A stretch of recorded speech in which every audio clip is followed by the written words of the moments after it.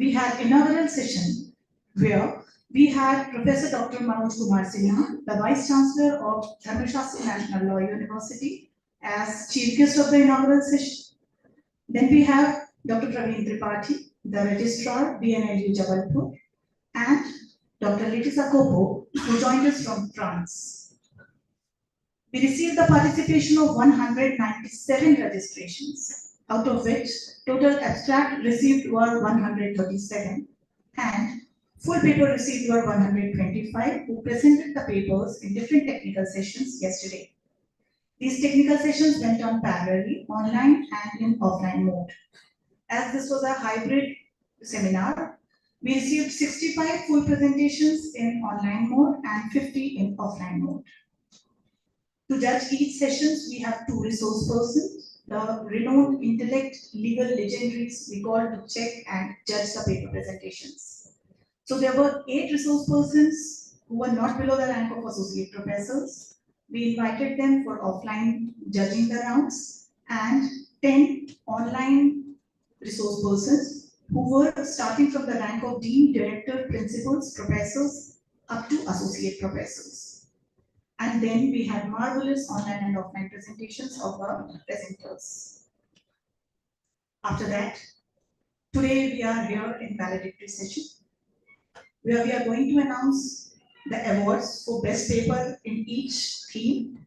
That is, we have 4 themes, so 4 best researcher and 4 best papers of each theme. Other than that, we are honored to confer 2 legal luminaries and legendaries on this occasion as Law Excellence Award and Lifetime Achievement Award in the field of law. Dr. Harbans Dikshit, due to health issues, could not join us, but he is joining us online. Also, we have one technical resource person who joined from United Kingdom yesterday. Everyone think, why are we organizing the seminars? This seminar is to bring the ideas from researchers, academicians, advocates, professors, and so many people so that we can come on to a conclusion where are we requiring the reformation of laws. And here we grill and we shape the students, the presenters so toughly that they bring the good ideas and they develop so many good habits in them, good qualities in them, good talents in them.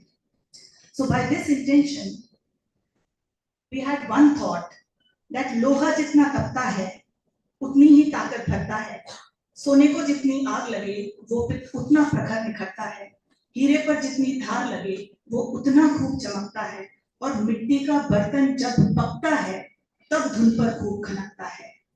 हमारी ये इच्छा थी, ये मंशा थी कि हम अपने प्रेजेंटर्स को ऐसा तराशें, चाहे आग में तपाएं, चाहे नोक लगाएं, चाहे मिट्टी के बर्तन को तपाएं, इस तरह से निखार दें कि वो चाहे वकालत का प्रोफेशन चुने, चाहे वो एकेडमिशियन बने, चाहे वो जुडिशरी बने। इस सेमिनार में यदि किसी ने पार्टिसिपेट किया है तो कला को तो वो निखार ही देगा।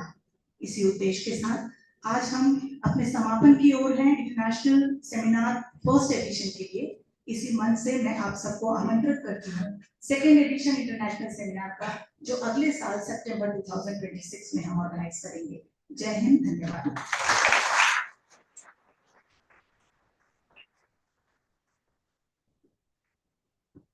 Thank you so much, ma'am, for your comprehensive reflections. Your efforts have truly woven the scholarly tapestry of this event. This seminar is more than just an academic exercise. It is an act of heartfelt remembrance for a luminary of the Gwalior Bar. As Oliver Wendell Holmes Jr. said, the life of the law has not just been logic, it's been experience. To reflect upon the indelible contribution, unwavering judicial temperament, and inspiring life of late Shri Justice M. A. Shah Sahab, I request Dr. Hariom Awasthi, Head Department of Law, to share a special address honoring the legacy of late Shri Justice M. A. Shah Sahab. Sir, the floor is yours.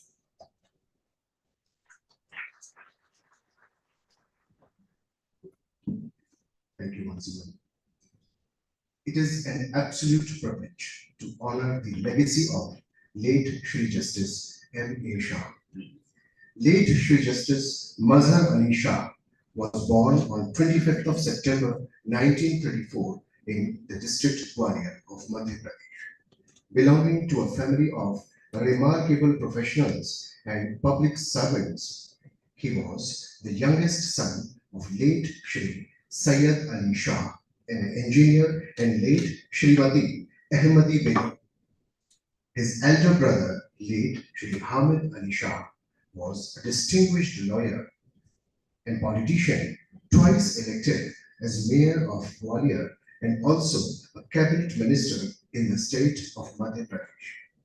His other brother, late Shri Zafar Ali Shah, served the nation as an engineer in the Indian Army and later in the Indian Railways.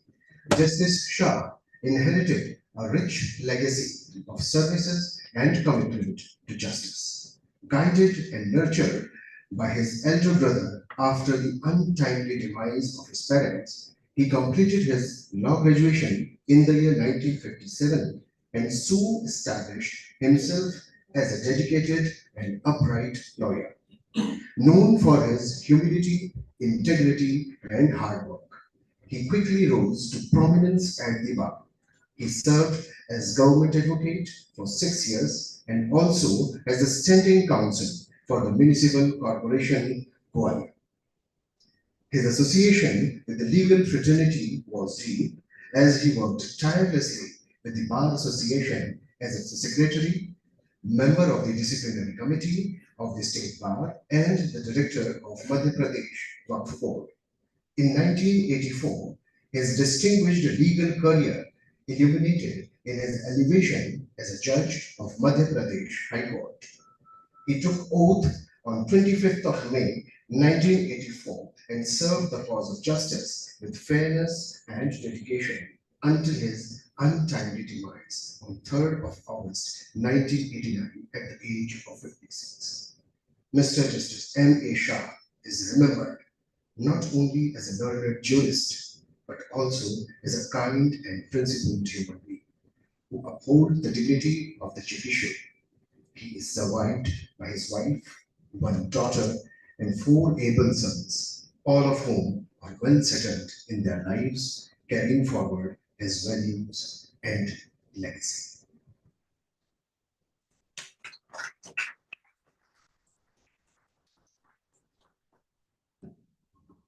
Thank you, sir, for that powerful and moving tribute. We are profoundly inspired and we commit to carrying forward the noble ideas of justice and integrity that define his life. To encapsulate and provide a structured culmination of intellectual journey achieved across all seminars and sessions, we now present the official review of the seminar. I invite Mr. Shivansh Sharma, Mr. Razin Ali Shah, Ms. Vidhi Srivastav, and Ms. Ashi Mangal to join us on stage and present the comprehensive review.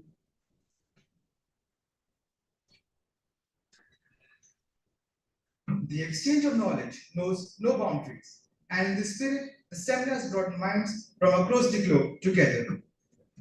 The seminar's exploration of international law highlighted its vitality in addressing global challenges while exposing the gap between normative ideals and state practice. Research examined human rights, humanitarian laws, trades, environmental protection, criminal accountability, maritime security, and emerging technologies. Discussion emphasized the difficulty of enforcing universal human rights, the struggle of humanitarian law against modern warfare, and the inequities of globalization that demanded fairer trade system and inequities of globalization. The environmental law reflected the urgency of climate change, while the international criminal law revealed uneven justice and need for victim-centered approaches.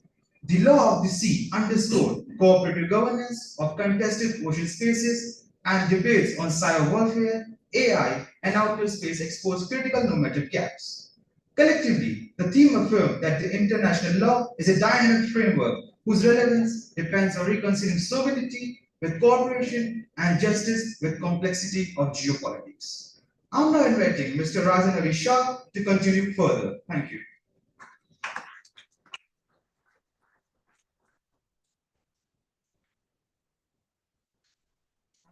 To give the review of criminal law. The seminar's deliberations on criminal law reflected the tension between the foundational principles of justice and the evolving complexities of crime in society. Discussions on substantive criminal law underscored the need to recalibrate definitions of offenses in light to emerging challenges such as cybercrime, organized transnational crime, and gender-based violence.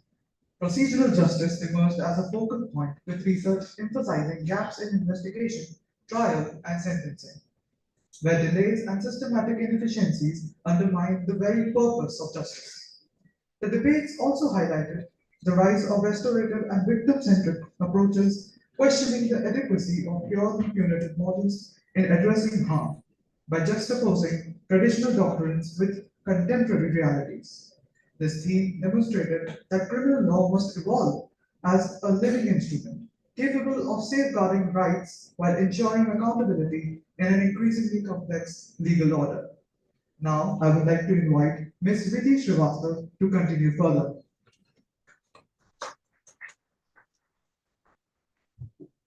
I am going to review Corporate Law 3. The theme of corporate law opens a critical dialogue on the role of corporations in shaping economic and social realities in a globalized world. The research under this segment explored corporate governance, accountability, and widening the scope of corporate responsibility.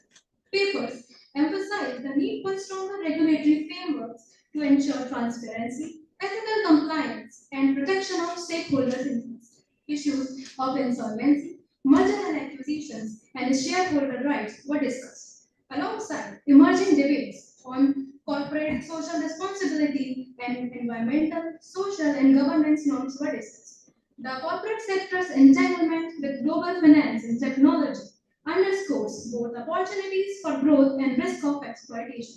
This theme made it clear that corporate law today is not limited to managing business structures but extends to balancing profit motives with principles of justice, sustainability, and social welfare.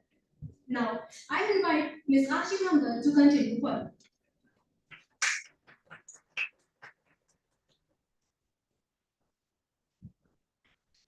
I am here to review other themes. Beyond the dedicated streams of international law, corporate law, and criminal law, the seminar also featured enriching scholarship on constitutional law, human rights law, and social legal issues.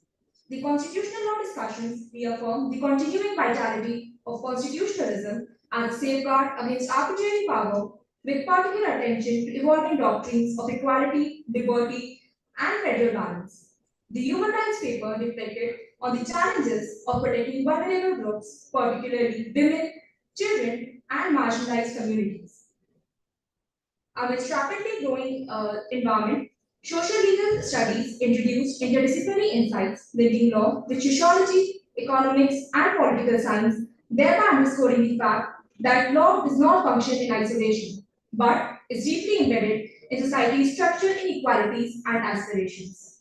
As the seminar draws to a close, what remains is not just content discussed, but the connections made and the ideas sparked seeds for future global collaboration. Thank you so much.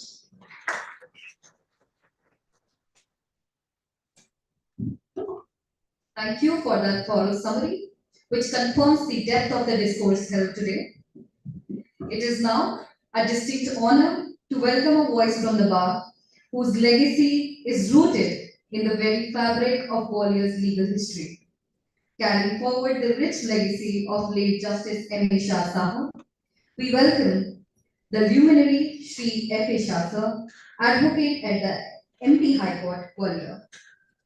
His career has seen him become a formidable authority on the criminal and constitutional benches and has also earned significant trust from the state, evident in his pivotal roles as panel lawyer, government advocate, and currently as a counsel for the MP Waqf Board.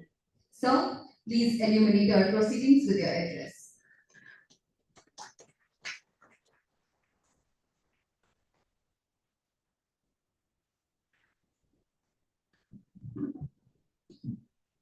Good afternoon, everyone.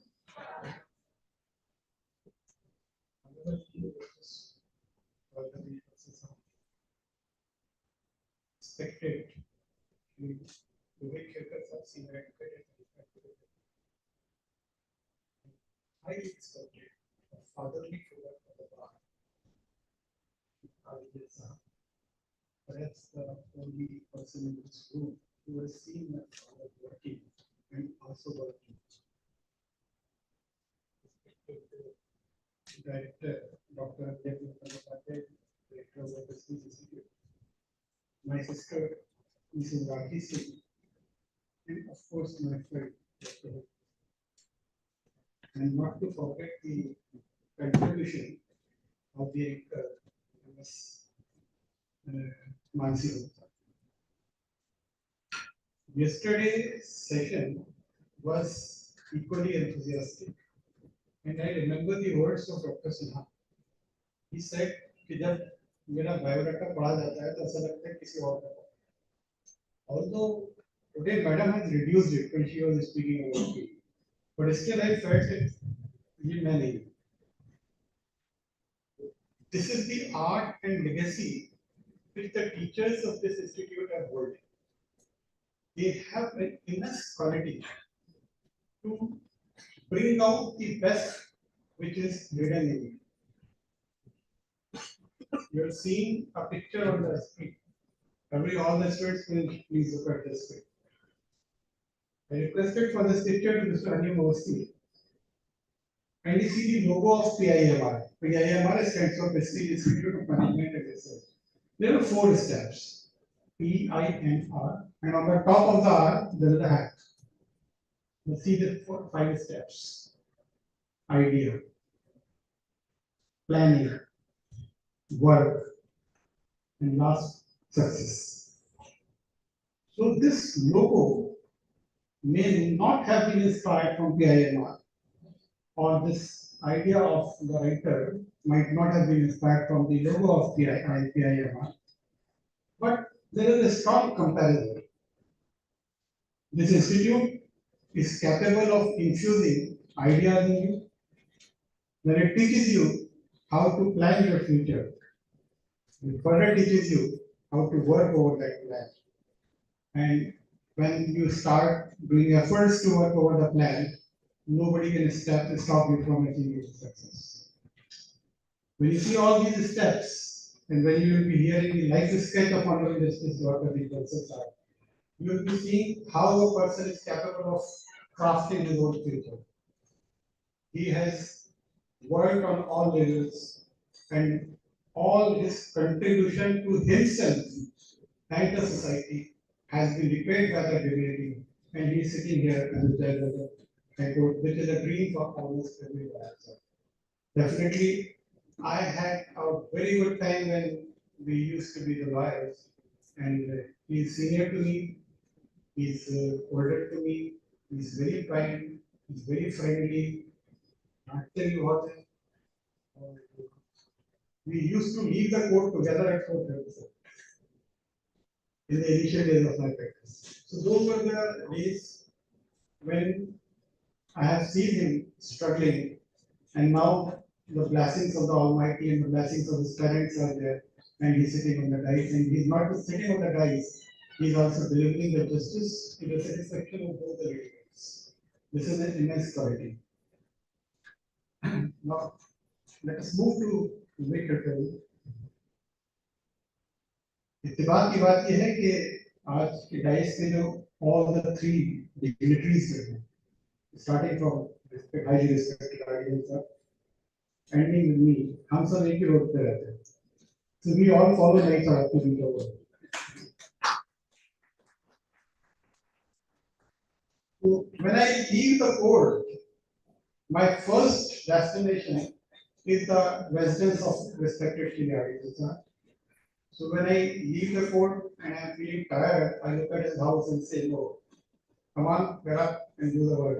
तो मुझे शाम को office में बैठने के लिए फिर से ताकत आई. When I move further, ऐसा Hanuman Chalisa is a term for Chaudi. The term goes to the house of Shri Vivek Kirkar sir, and I say, yes, he is so energetic and he always look fresh as he is looking today. He has appeared in so many places. As I said, at times me and Honorable Justice Wilson sir used to read the court together. तो हम लोग जब हनुमान चौराहे से आगे लक्ष्मीगंज चौराहे पे जाते थे तो वहां से use to take the left end I use to take the right end हम कहते थे हमारे रास्ते अलग अलग। आज हमारे रास्ते अलग अलग हैं, लेकिन I am the one who is causing the justice to be delivered as a lawyer, and he is the one who is delivering the justice. The ultimate aim of both of us is same.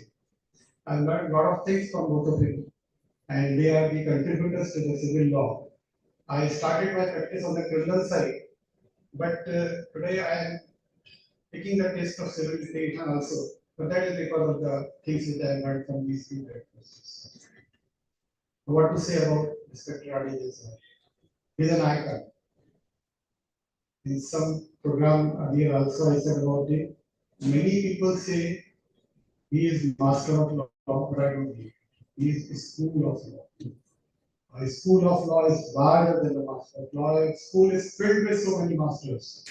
And a school is capable of producing the masters and giving it to the society. So if I call him a master of law, that will not be justice with his abilities. That will, the right word which I could find in my dictionary is the school of law. In the beginning of my practice days, I saw him appearing in the cases, arguing meticulously, and all the big cases of Gwalior used to be argued by respected sir. I saw him arguing a matter on a different point with the same deal in one court, and the same moment he leaves for another court, और वहाँ पे उसी intensity के साथ और उसी devotion के साथ उसी स्ट्रॉन्ग प्रिपरेशन के साथ दूसरे पॉइंट पे दूसरे केस में उतने ही ज्यादा बहस करते थे। तो ये क्वालिटीज में I think you people, you the future of the career, must learn from it. Be privileged. Give thanks to the Almighty. He accepted the invitation. He is so energetic.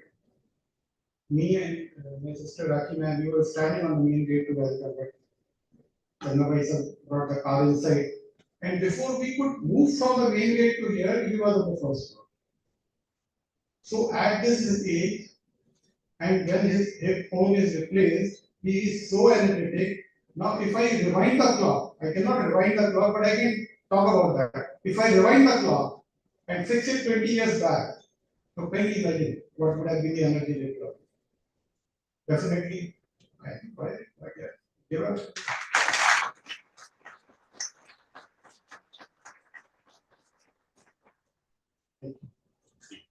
So, this is what I feel about it. And of course, I'm a very lucky person. I get 100% love and affection from all those to whom I'm connected. As Rakhi Ma'am said, in preparation of this program, we have worked over it. I had full support from her, from Dr. Vastisa, from Ashish Dey, and of course from the director of the institute.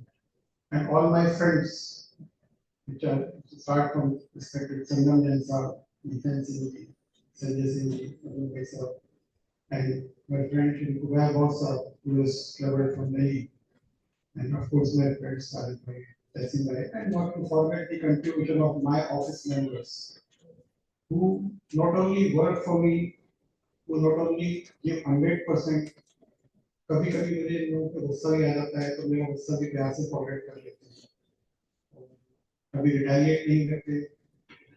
इस सब को देख के मुझे लगता है कि I am a very lucky person. If I am lucky and if I am able to get the things in an easier way which I want them to come to me, then I definitely have to feel there is someone who is blessing, and that is my mother. By the grace of Almighty, she is there and she is still there to bless me. So she is not able to walk and come to this venue, but still when I was leaving from the house, she blessed and to be successful. So this is all what the Almighty gives me. This is another big day for me. मैं आज अपनी बारे में बात कर रहा हूँ. My daughter, she is in 9th class. She participated in inter-school QC, and she has been selected for the nationals. And this is an achievement given by her, I never expected. So definitely it is because of the blessings which I am getting from all my elders. Now arriving back to the program, the idea of this program came to my mind in the year 2018. And the first person to whom I discussed about it is Anup sir. Abu Yadav sir. So when we discussed about it, he said, hey, maybe you must do that. So the first search began for the chief guest. We went to Honorable Justice Anand Parekh sir, and he gladly accepted the invitation. And the things started. So I think it's going on successfully because the first chief guest of the program in year 2018 was Honorable Justice Anand Parekh sir, and his name starts with alphabet A. So nobody can stop this program going up to Z. We have now only traveled to D. Now we only travel to D. So there are many alphabets. Anyways, we were eager to hear the three luminaries sitting here. And thanks for inviting me, and thanks for the appreciation, thanks for the contribution which has been given by all the staff members here, all the students, ground staff, everyone. I always get the feeling of being at home, and thanks for everything. I will keep on coming. Thank you very much.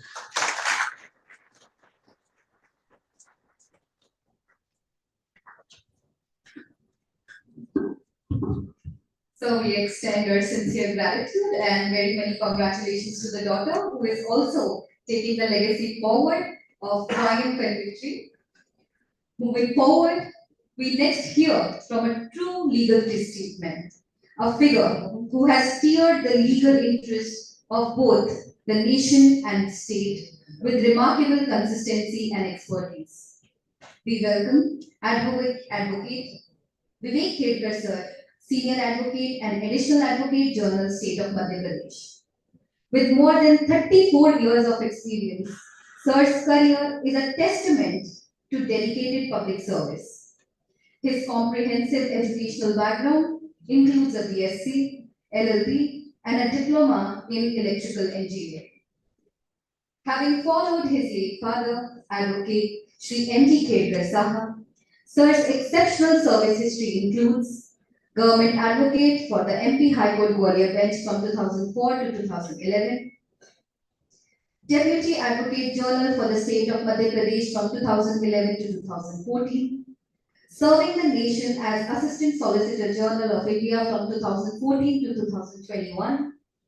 Currently, he is admirably hosting the position and post of Additional Advocate General for the State of Madhya Pradesh since 2021. His breadth of practice and his role as standing counsel for numerous apex bodies like the Central Bureau of Investigation and National Highways Authority of India, Municipal Corporation Warriors and others demonstrate a mastery of law in its widest sense.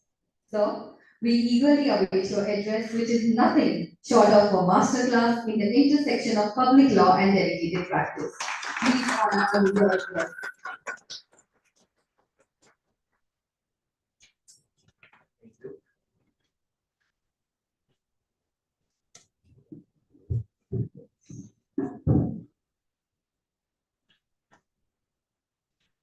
Honorable Justice Dwarkadhish himself, my mentor and senior advocate, the R.D. Sahab, CFA Sahata, Director, PIM Mardi, Professor Bandyopadhyay, Professor Rakhi Singh Chauhan, Principal Department of Law,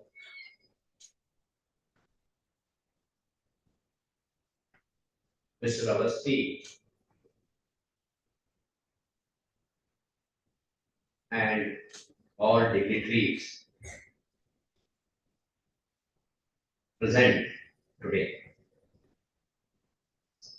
It is my honor to address this august gathering on the topic which has been given earlier, and I think it is a conclusion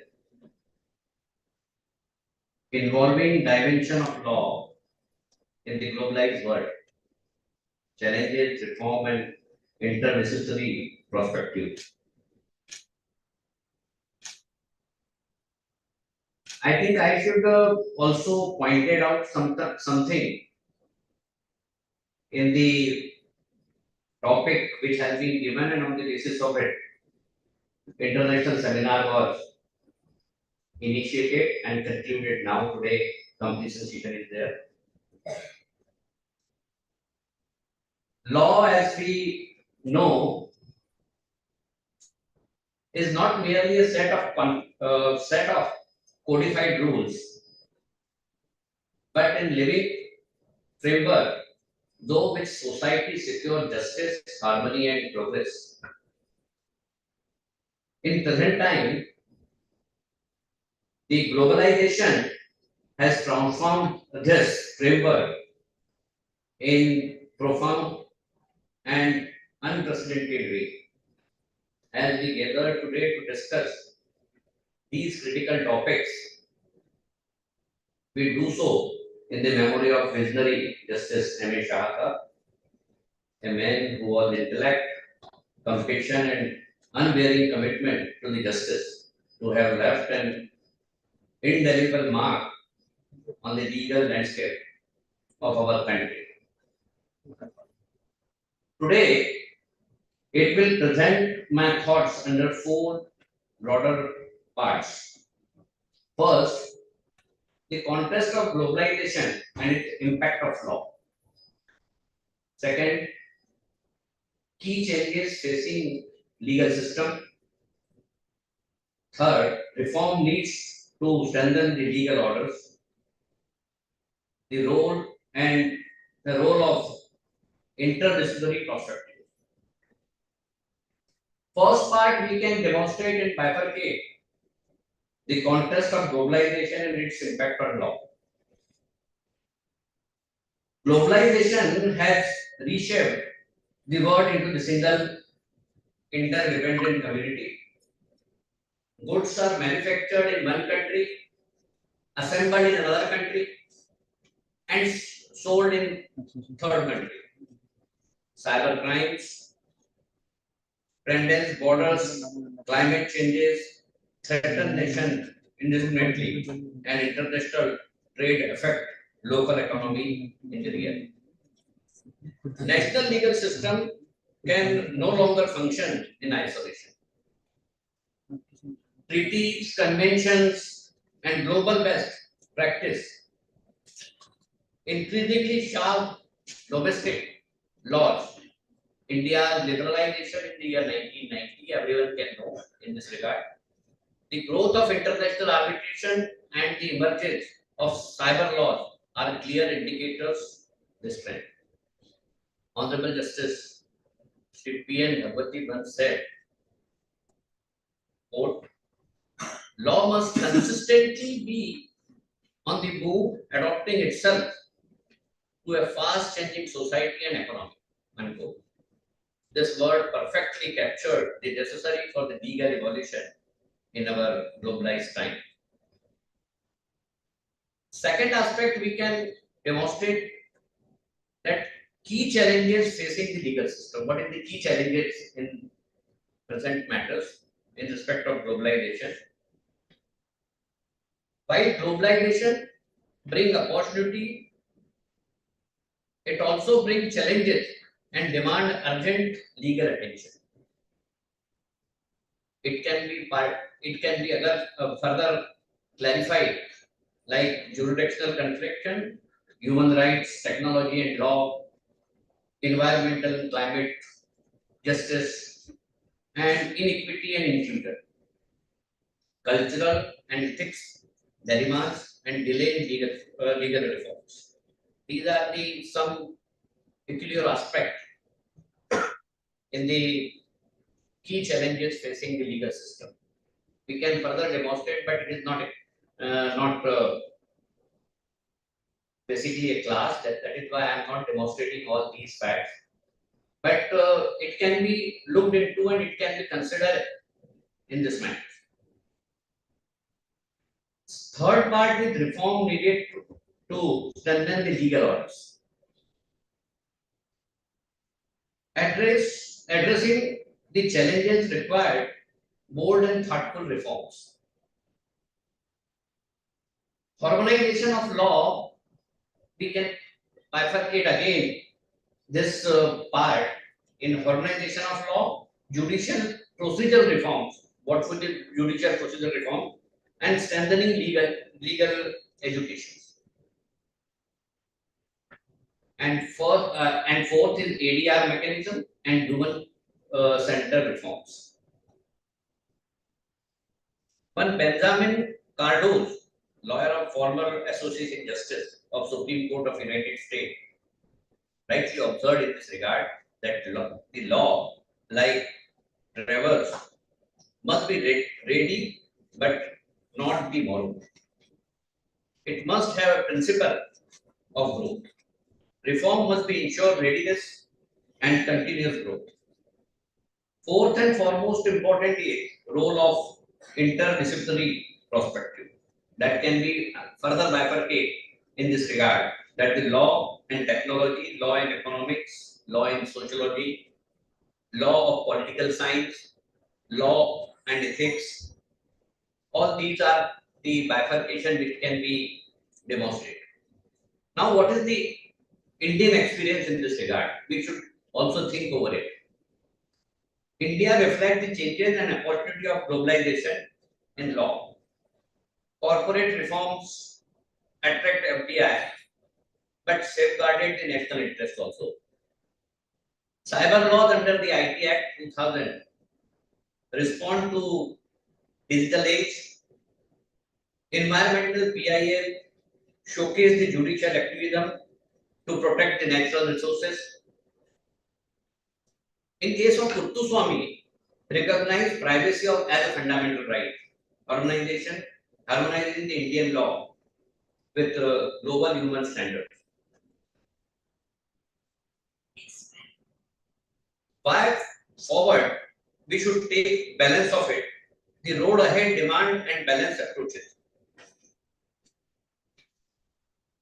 Now we can conclude that particular subject in a way that involving dimensions of law in the globalized world remind us that law must not remain strict.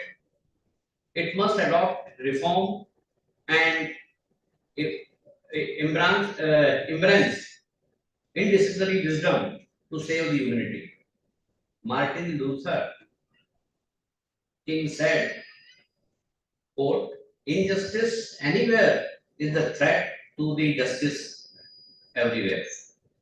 In today's interconnected era, it is more than the moral statement, it is the legal truth.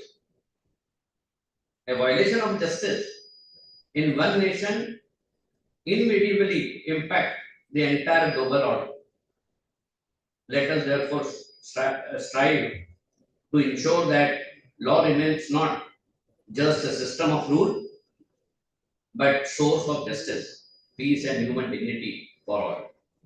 I think that was the basic concept of the subject for which this international law seminar was held.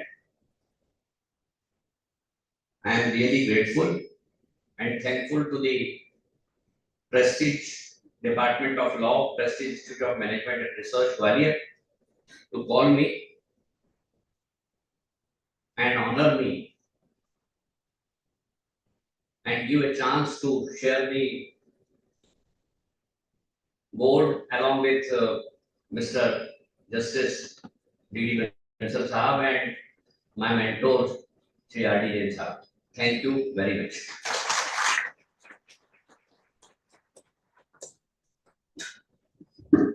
Thank you, sir, for that deeply engaging address and an address rich in practical wisdom. Thank you so much for raising the dice today. We now pause to celebrate a life dedicated to shaping legal minds. It is now time to celebrate this academic distinction. We are honored to virtually confer the Law Excellence Award upon Professor Harbansh Dikshit Sir, Dean Faculty of Law, Sri Thankar Mahavir University, Moradabad, and Honorary Advisor to the Governor of Assam. Professor Dikshit Sir is a scholarly titan with more than 40 years of academic experience. His unique profile seamlessly blends the role of academia and judiciary. Having served as a former acting vice chancellor, former member of the UP Higher Education Service Commission, and crucially as a former judicial magistrate first class. He is the celebrated author of over 16 books and 150 articles. We request all the distinguished dignitaries on the dais to jointly acknowledge the virtual conferment of the Law Excellence Award upon Professor Dikshit Sir.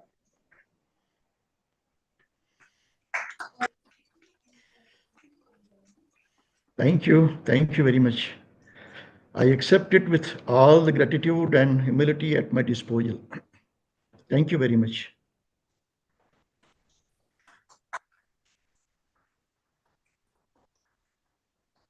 We now invite the esteemed awardee, Professor Harbansh Dikshit Sir, to deliver his address online and share the wisdom of his extraordinary journey. Sir, over to you. Thank you. Thank you. On the dais, Honorable Mr. Justice Dwarika Adhesh Bansal Saab, Sri Vivek Khandekar, Senior Advocate, Madhya Pradesh and Additional Advocate General of Madhya Pradesh, Professor Nirmalya Bandyopadhyay ji, Director PIMRG, Professor Dr. Rakesh Singh ji Chauhan, Principal Department of Law, Dr. Harimohan Awasthi ji, Head of Department Law, Advocate Sri R.D. Jayan Saab, faculty members, and other dignitaries and students. For me, it is really a matter of great privilege that I'm here and you have conferred this honor to me. If I am permitted to say three words for that, I would say Upakritosmi, Anugrahitosmi, and Anupraritoshmi. I'm indebted, I'm grateful, and I'm motivated. I stand before you today with a heart full of gratitude and humility upon being conferred with this Law Excellence Award. This moment is not merely a recognition of individual effort, but rather a celebration of the noble ideas of justice, truth, and service that bind us all in the legal fraternity. First and foremost, I extend my deepest thanks to the organizers and the jury for considering me worthy of this honor. To be recognized by one's own fellow fraternity members, it is indeed the highest form of appreciation, for it comes from those who understand the struggles, the dilemmas, and the responsibilities that we carry as members of academic fraternity. When I reflect on my journey, I realize that this award is not mine alone. It belongs equally to my teachers who introduced me to the spirit of law, not merely as set of rules, but as living instrument of justice. It belongs to my colleagues and peers who constantly challenged me, debated with me, and reminded me that law is never static, it evolves with society. Law is not a profession that allows shortcuts. It tests our patience, it stretches our intellect, and at times it shakes our moral compass. Yet, it is in those moments of struggle that we rediscover the essence of why we chose this path. We chose law because it gives us the power to stand with voiceless, to stand by the weak, to challenge the unjust, and to ensure that promise of equality enshrined in our constitution is not a mere ideal, but a living reality. This award inspires me to rededicate myself to that noble mission. Excellence in law is not measured merely by an academic achievement or by the prestige of research work, but by the integrity we uphold, the fairness we practice, and the lives we impact. If even a single individual finds motivated through our efforts, then our purpose is fulfilled. I must also take this opportunity to acknowledge the institution of justice, our judiciary, our bar councils, our law schools, without whose contribution no legal professional can truly excel. The culture of debate, the heritage of jurisprudence, and the framework of constitutional morality are gifts we have inherited, and it is our duty to enrich them further for the generations to come. In a rapidly changing world where technology, globalization, and new forms of conflict constantly redefine the boundaries of law, excellence can only come through continuous learning and humility. We must adapt, but never compromise on the internal principles of fairness and justice. As I accept this award, I do so with a sense of responsibility. Awards are not an end, but a reminder of the path yet to be walked. They are a call to continue the journey with renewed determination to inspire the younger members of the fraternity and to leave behind a legacy that upholds the dignity of law in its truest spirit. Let me conclude with the words of Justice Benjamin Cordozo, and I quote: "The law is not a brooding omnipresence in the sky, but the articulate voice of some sovereign or quasi sovereign that can be identified," and unquote. May we, as humble academicians, always strive to make that voice resonate with truth, compassion, and justice. Once again, I thank the organizers, my colleagues, my mentors, and above all, the spirit of justice itself for making this movement possible. Thank you. Thank you very much. Thank you, sir, for your deeply inspiring comments. Your career embodies the noble idea that a life in law is a perpetual calling to uplift society. Some careers are not just professions, but they are legacies. We gather today not just for an event, but to celebrate one such legacy. A life beautifully lived in the service of law, literature, and humanity. It is my profound honor to present the Lifetime Achievement Award to a man who is truly the embodiment of grace and brilliance and a pillar of the legal community, Sri Rishabh Das Jain Sahab. Sri Jain Sahab's story begins in Gwalior, rooted in deep religious and moral values that instilled in him the calmness, purity, and humanity that defines his character. After completing his LLB and LLM in the late 1960s, he chose the path of independent practice, driven by a deep, relentless passion for service to society. His professional conduct became the stuff of legend. Designated a senior advocate in 2001 and elected president of the MP High Court Bar Association in 1996, Sri Jain Sahab was renowned for his methodological approach, perfecting the art of resolving any difficult problem from A to Z. Beyond the courtroom, Sri Jain Sahab is a man of creative talent, nurturing a strong passion for Hindi literature and serving as an esteemed chief editor of the MP Judicial Reporter. He would find stolen time to prepare and edit headnotes, ensuring MPJR reached its zenith in law reporting. However, in his humanitarian heart that truly defines his lifetime achievement, his concern for the poor is built on the bedrock of action. We recall the story of the client who came to him weeping for injustice, having lost his land to exploitation. Sri Jain Sahab, seeing the sheer injustice, took the brief and fought the case again, and he won. Tears rolled down from the eyes of the peasant. This was his calling, guiding him to continually extend generous donations and provide legal aid to the needy and the lowest echelon of the society. We honor your philosophy, which can be summed up best by your own words, sir. I am not a doctor, but I have a college of love for wounds. I want to create it. I want to see the whole world happy. Thank you, sir, for not only building institutions, but also shaping countless futures. I request all the dignitaries to join in honoring Sri R.D. Jain Sahab with the Lifetime Achievement Award. Everyone, please assemble on the dais and rise for the occasion.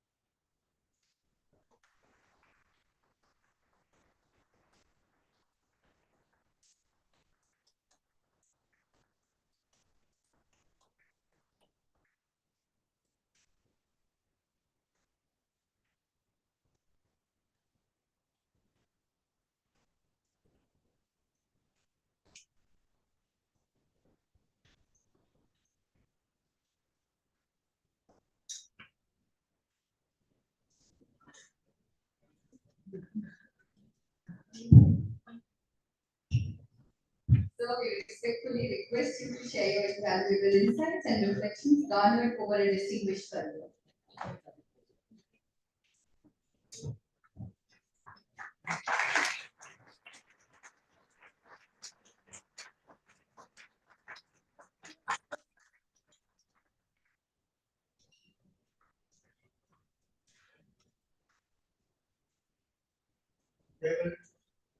Director, PIMR, Dr. Rakesh, KVC, Advocate Vivek, sir, he is my friend, Harun Singh, sir, address of the Lord Bhishman sir, it is not necessary to repeat your theology. What we have to think about it is why there should be a bar. Is there any necessity of bar? But after all, whatever we do, हम क्या करते हैं? इसका case उससे लड़ा दिया, इसका case is there any necessity of bar? But it is said that without bar there cannot be a lawful society. Mr. Johnson, who was a very great writer of Village, he has written, without a strong bar, there cannot be lawful society. If there is no bar, there can be no society. Because it is only a bar which creates sense of discipline amongst the bar. If I talk something, my friend who is an advocate, he will strongly say, no, this is not proper.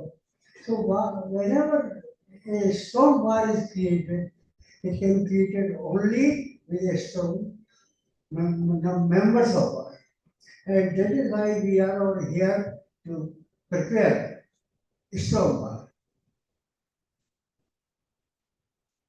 Once it is said that the issue was, why should there be a bar? Why should there be a bar? Why should people study law? Why should all this? There is a poet who says that किसी चिराग का कोई मका नहीं होता. तो तस्वीर होती है, दीपक होता है, उसका कोई मका नहीं है. ये दीपक जल रहा है, इसका मका कौन सा है? कोई नहीं. तो किसी चिराग का कोई मका नहीं होता, वो जहां जाएगा बस रोशनी फैलाएगा. जहां जाएगा वो बाहर न कानून के खिलाफ होने देगा, न दूसरे को बोलने देगा. आज भी बड़े बड़े जो ऐसे संसद वो है, वहाँ अगर एडवोकेट है तो आप ऐसा नहीं कह सकते कि जो आपको बुरा लगे. तो ये काम है चिराग का. ये काम है दीपक का। वो दीपक जिस जहाज में मकान में रहेगा वह दीपक अंधेरा नहीं कर सकता। तो ये अंधेरे को उजाले में बदलना, ये जो काम है ये एडवोकेट का है। तो एडवोकेट क्या कहते हैं, वो सवाल आएगा कि एडवोकेट करते क्या है। तो एडवोकेट वो करते हैं जो अगर नहीं किया तो सोसाइटी नष्ट हो जाएगी। एडवोकेट वो करते हैं कि जिनके बिना सोसाइटी खत्म हो जाएगी। कहाँ रहेगी अगर सब लड़ने लगे एक दूसरे से, कहाँ रहेगी सोसाइटी। मुझे एक बार किस्सा ये याद आती है कि जब पंडित जवाहरलाल नेहरू जब थे, उनके पिताजी मोतीलाल, वो इलाहाबाद में प्रैक्टिस करते थे, बहुत बड़े प्रैक्टिस थे। तो उनके टाइम में किसी एक व्यक्ति को फांसी की सजा का हुक्म हुआ और फांसी की सजा के लिए चले जाने लगे। जो ये थे मोतीलाल जी, वो तो बहुत प्रसिद्ध आदमी थे, उनको आने दिए या कोई मौके पर जब ये वहाँ गए मौके पर और बहुत उसे फांसी लगाने लगे, गले पर उनको लगाया, लगाने के बाद उसे हटा करके और उनको मारने लगा। लेकिन इसके पहले क्या हटाया थे वो मोतीलाल जी बोले नहीं, ऑर्डर केवल इतना है कि फांसी लगाओ और लट्ठी पिए। अब उसको हटा करके जो उसकी जान निकल जाए, ये ऑर्डर नहीं है। आजकल आप ज़्यादा देख लीजिए, जितने ऑर्डर्स होते हैं फांसी के, उसमें लिखा होता है कि he should be hanged till death। सिर्फ इतना नहीं,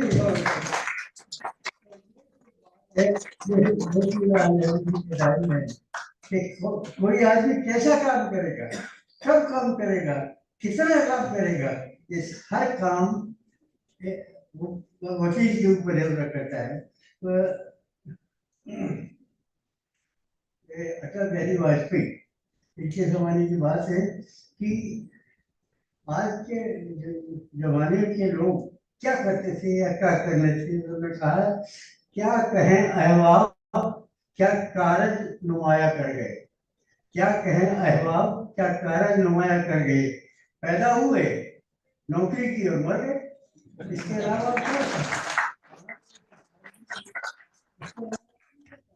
आप इसे बताइए, किसी को भी ले लीजिए, तुमने क्या किया। पैदा हुए, एक आध कैसे किए, मर गए।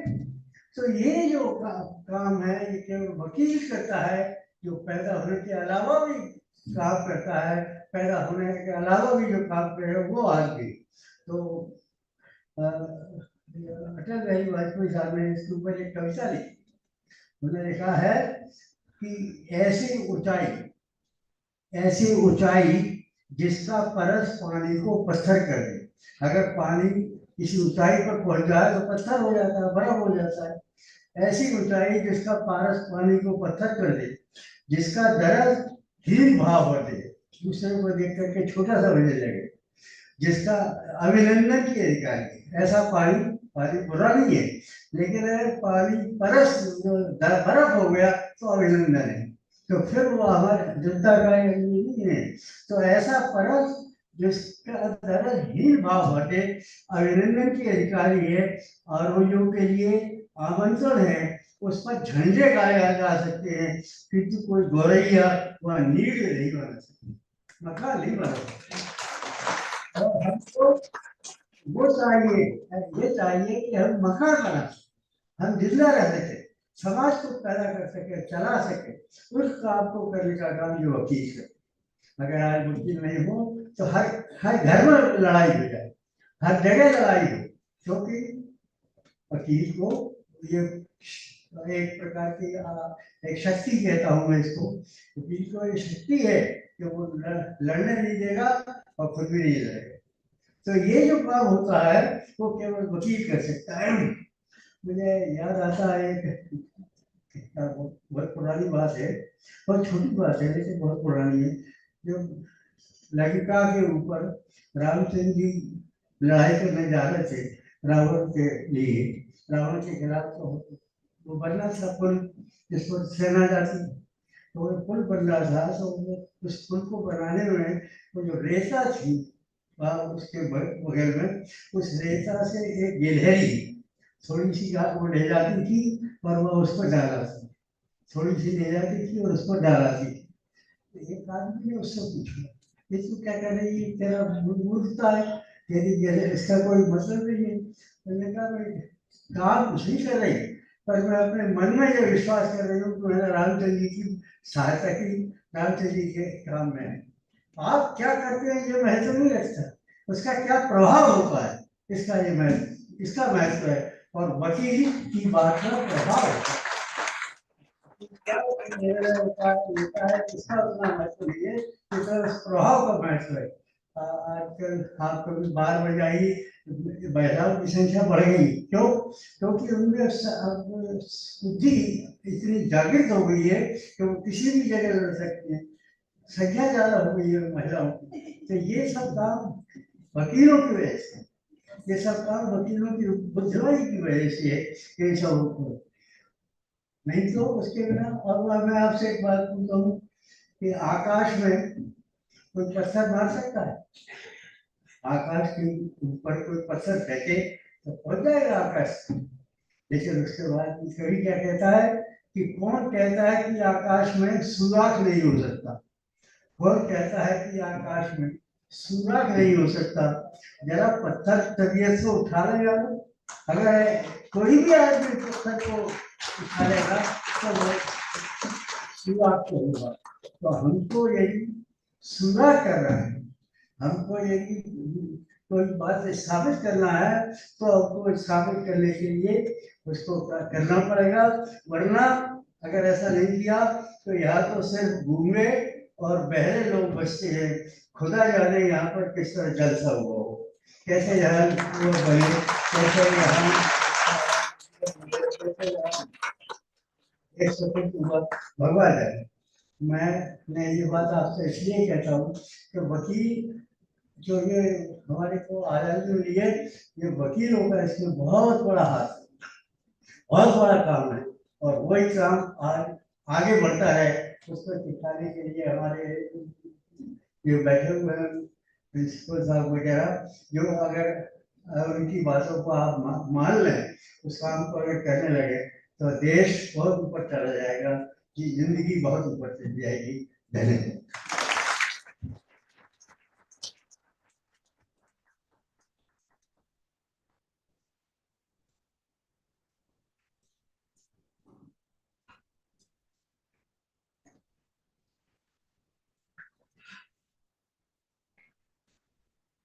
Thank you, sir, for those words of wisdom and inspiring stories.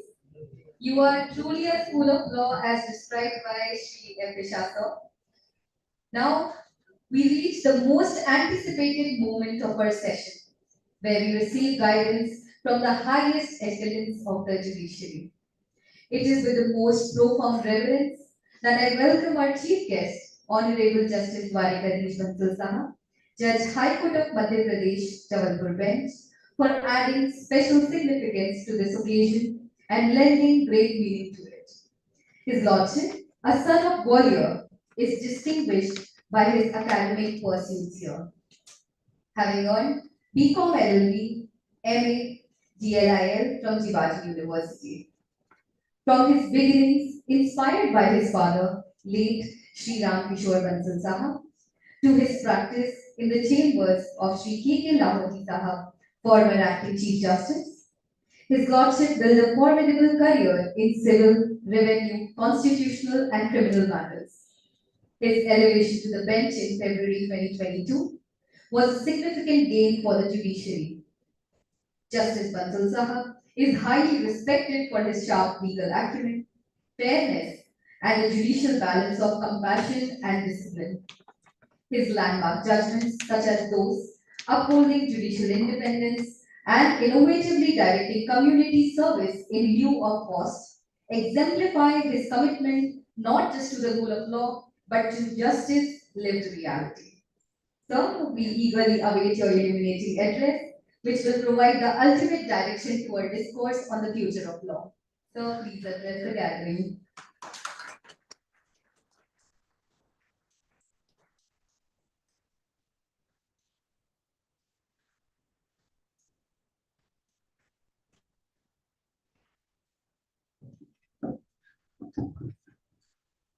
माननीय श्री आरडीएन साहब, श्री डायरेक्टर साहब बंदोपाध्याय साहब,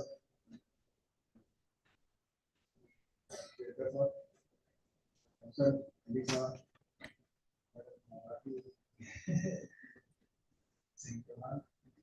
श्री अवस्थी साहब, respected dignitaries, guests, members of the organizing committee, dear students and participants. At the very outset, I would like to express my sincere gratitude to the Department of Law, Prestige Institute of Management and Research, Gwalior, for inviting me to be the chief guest at this first international law seminar. It is indeed an honor to join you on this special occasion. This seminar is not only an academic gathering, but also a tribute to the memory of late Sri Justice Major Ali Shah, former judge of the High Court of Jammu and Kashmir. Justice Shah was a learned jurist whose untimely demise was a great loss to the legal fraternity.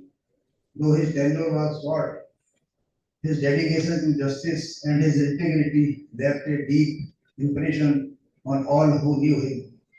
Today, by remembering him through this seminar, we are also honoring the values he stood for: fairness, courage, and commitment to the rule of law. I also wish to acknowledge Advocate Faisal Ali Shah, who has carried forward his father's legacy with dignity and whose efforts to keep Justice Shah's memory alive through such academic platforms deserve our appreciation. It is heartening to see that this is the seventh seminar in the series and the first at an international level, with participation from students, scholars, and professionals across institutions. I congratulate the organizers for their vision in choosing a theme that speaks directly to the challenges over times, evolving dimensions of law in a globalized world, challenges, reforms, and interdisciplinary perspectives. Before I start, I want to say something. Mr. Awasthi Saab and Mr. Badil, Sir Ashish, बात saying कि ये तो 2 दिन से तो सभी बच्चे काफी सुन रहे हैं, आप कुछ अपने पर्सनल एक्सपीरियंस शेयर करिएगा। मैं भी कई बार देखता हूँ कि जब हम जाते हैं सेमिनार में तो पीछे जितने भी लोग होते हैं सब बड़े बोर होते हैं, उनको एक्चुअली इन सब चीजों से कोई मतलब नहीं होता, लेकिन मजबूरी होती है जो गेस्ट आते हैं, जो आपके डिग्निटरीज हैं, उनको अपना लेक्चर देना होता है, लेकिन उनको लगता है किसी तरह से जो भी मतलब अपना ऑडियंस है उससे जल्दी से मैटर खत्म हो जाए। ये ट्रूथ है, लेकिन थोड़ा बहुत भी यदि कोई कुछ बोलता है उससे मैं समझता हूँ यदि किसी ने आपके 15 मिनट लिए, 15 मिनट आपको बोला है कि 15 मिनट में से 2, 4, 5 सेंटेंस भी यदि उसके अच्छे लगते हैं तो मेरे ख्याल से वो भी ठीक है। और ये आप जब देखेंगे, बीच में बोलना इसलिए चाहूंगा, आप देखते हैं कि वकालत के बारे में बताया, आरडीएन साहब यहाँ बैठे हुए हैं, मुझे लगता है शायद इस समय सबसे सीनियर ग्वालियर में वही है, सबसे सीनियर के मैं समझता हूँ एमपी में शायद सबसे सीनियर वही होंगे जो आज यहाँ अपनी बात यहाँ आकर कह पाए। वो उस हिसाब से मैं बोल रहा हूँ कि जो हम एक्चुअली कोर्ट में जब जाते हैं तो हम खूब पढ़ाई करके जाते हैं। सपोज हमने 1 घंटा किसी फाइल को पढ़ा या 2 घंटे फाइल को पढ़ा, सोचते हैं हम ऐसा कर पाएंगे, लेकिन जब कोर्ट में जाते हैं तो होता कुछ और है। हमारे मन में विचार आया कि हम ये आर्गुमेंट शुरू करेंगे, 10 साल ने एक पॉइंट ऐसा पूछ लिया, पता लगा सारी आपकी 2 घंटे की तैयारी खत्म। ये रोज होगा, आगे होगा भी आपके साथ। यहाँ भी एडवोकेट्स बैठे हुए हैं, हस्बैंड टाइम में मिस्टर फैसल बैठे हुए हैं, आरडीएन साहब भी बैठे, उनके साथ भी कभी ना कभी हुआ होगा शुरुआती दिनों में। तो फिर भी आप लोगों से उम्मीद करता हूँ आप भले बोर हो, जो मैंने पेपर तैयार किया उसको सुने।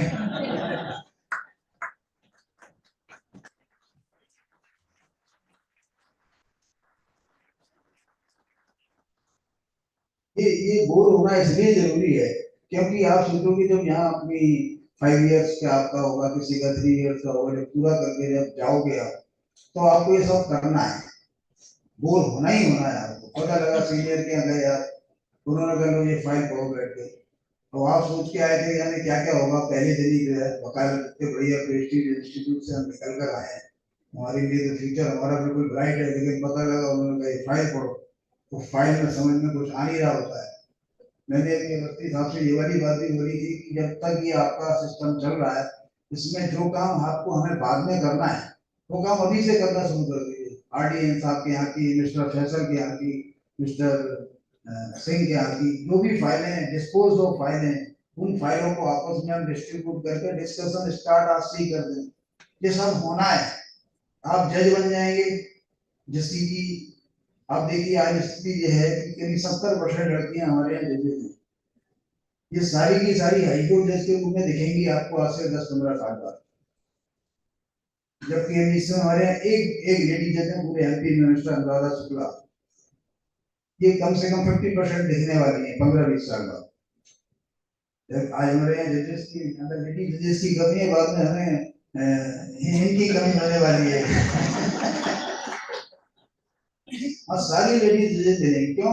क्योंकि आप लोग जब सिविल जज बनने के बाद जा रहे हैं तो निश्चित रूप से आगे आपको जान ही जाना है, तो जब सिविल जज आपको बनना है, वकील आपको बनना है, कॉर्पोरेट का मुझे अनुभव नहीं है, लेकिन मुझे लगता है कि फाइल आपको सब जगह पढ़ना है, तो ये start reading files from today itself, और ये बड़ा बोरिंग काम है सभी के लिए, जज के लिए। कोई जज फाइल पढ़ना नहीं चाहता, कोई वकील फाइल पढ़ना नहीं चाहता, सबको सुनना अच्छा लगता है, लेकिन सुनने अकेले से काम नहीं चलने वाला।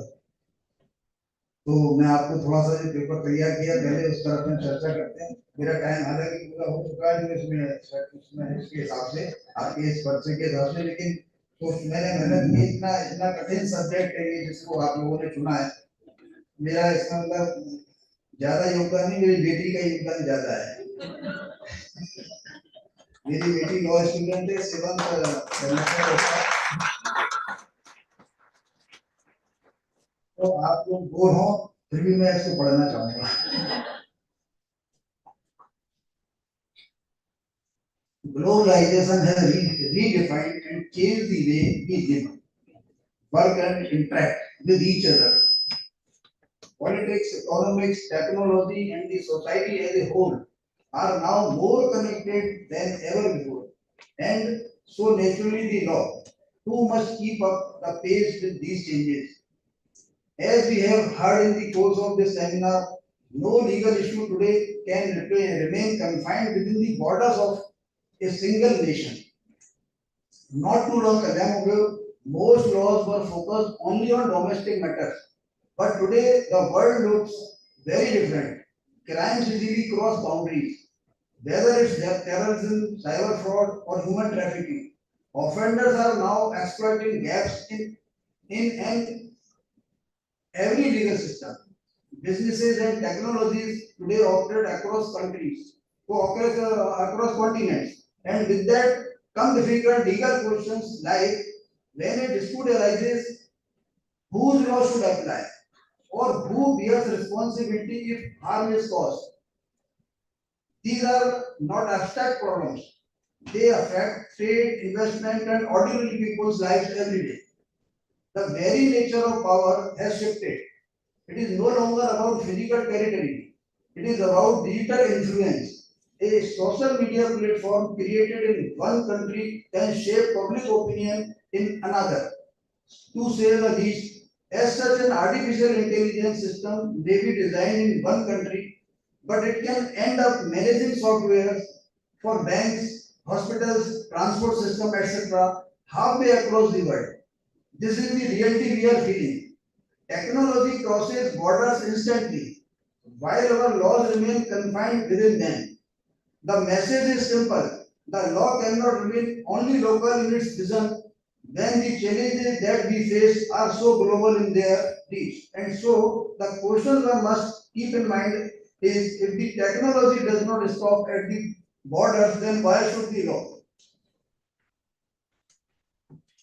Even the most basic principles of law, like sovereignty, that is the authority of each nation over its own affairs and jurisdiction, that is which code or law should apply, are now being re-examined. Every time international agreements are negotiated, these principles come under strain. Take the debates on global digital law. Many countries agreed on the need for international rules, but they also insisted that such rules should not erode the power of their decision-making authority. This reminds us of the constant challenge, that is, how can we strengthen cooperation without weakening sovereignty? Today's biggest legal challenge is in globalized world can be grouped in five main areas. First challenge is the tension between sovereignty and international norms. Globalization has changed the way countries exercise powers. Once upon a time, nations could say, what happens within our borders is our business alone.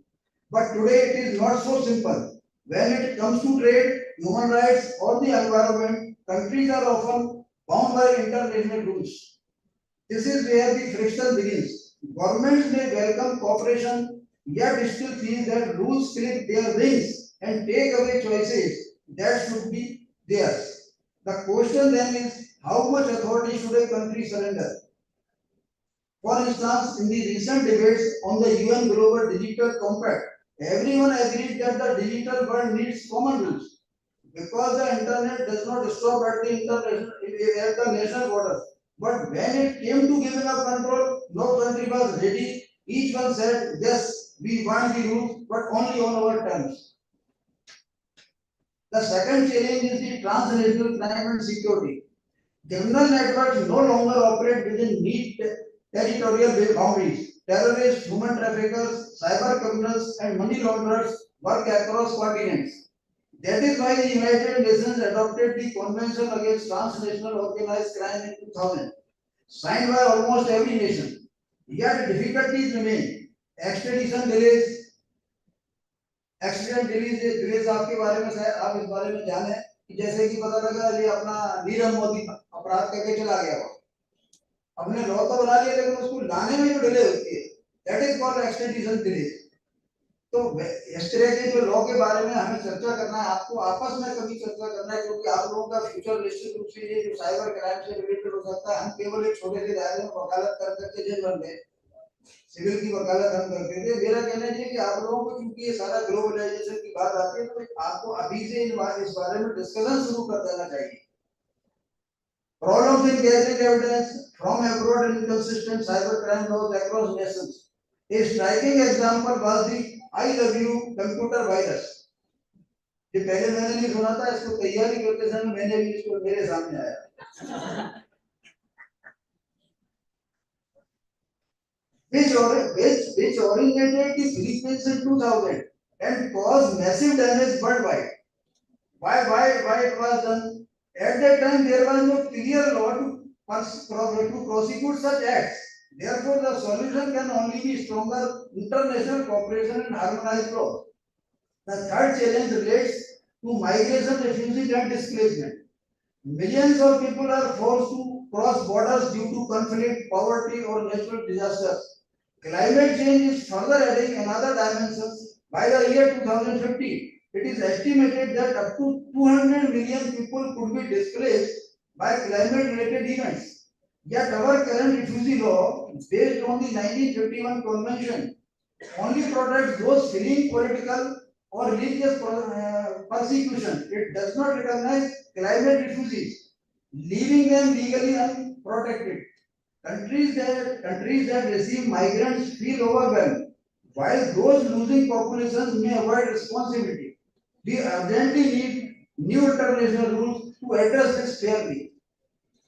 The fourth challenge then comes as climate justice and the global environment. Climate change, pollution, and biodiversity loss are shared problems. What happens in one part of the world affects all others. Agreements such as the Paris Climate Accord are important, but they are not enough. Climate justice demands that poorer nations, which have contributed least to the crisis but suffer the most from it, must receive greater support. At the COP26 in 2021, over 140 countries pledge net zero targets. Achieving these goals, however, requires sweeping legal reforms such as new energy laws, revised urban planning, and even recognition of climate migrants. Science and law must work hand in hand if we have to meet this challenge. The fifth challenge is digital governance and technology. The digital age has created legal puzzles that no single country can solve alone.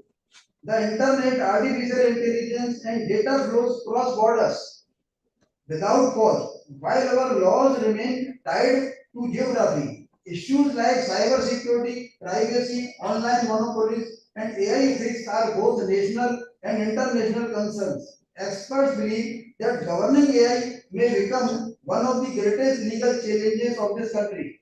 Of this century. The UN's Global Digital Compact is a welcome step in setting common rules for data and AI.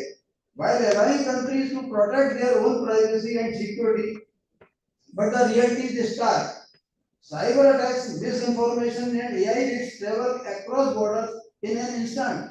Our laws and institutions must evolve just as quickly if they are to keep up. To respond to these global challenges, our laws must evolve both internationally and within country. International law cannot remain frozen in time. It must adapt to new realities and reflect the needs of all. We have already seen that UN Convention Against Transnational Organized Crime has near universal membership, while the Paris Agreement and Glasgow Climate Pact reflect a shared commitment to climate action. But agreements alone are not enough. We need strong institutions, climate funds, dispute resolution mechanism, and global code that can enforce these commitments fairly. In some cases, entirely new frameworks are required. Refugee laws, for instance, must expand to recognize climate migrants. We need protocols for people displaced by floods, rising seas, and other environmental disasters. At the national level, too, reforms are vital. Global rules must be translated into effective local laws, whether in data protection, climate adaptation, or human rights. Judges, police, administrators will need new skills to deal with issues that spill across borders. Technology can help whether through virtual hearing or digital evidence systems, and throughout reform must focus on accountability and fairness because citizens everywhere now expect transparency and justice. Positive steps are already happening. The UN Global Digital Compact of 2024 emphasizes human rights online and universal connectivity and proposes a global panel on AI. Courts across the world are recognizing the right to a healthy environment and holding polluters to account.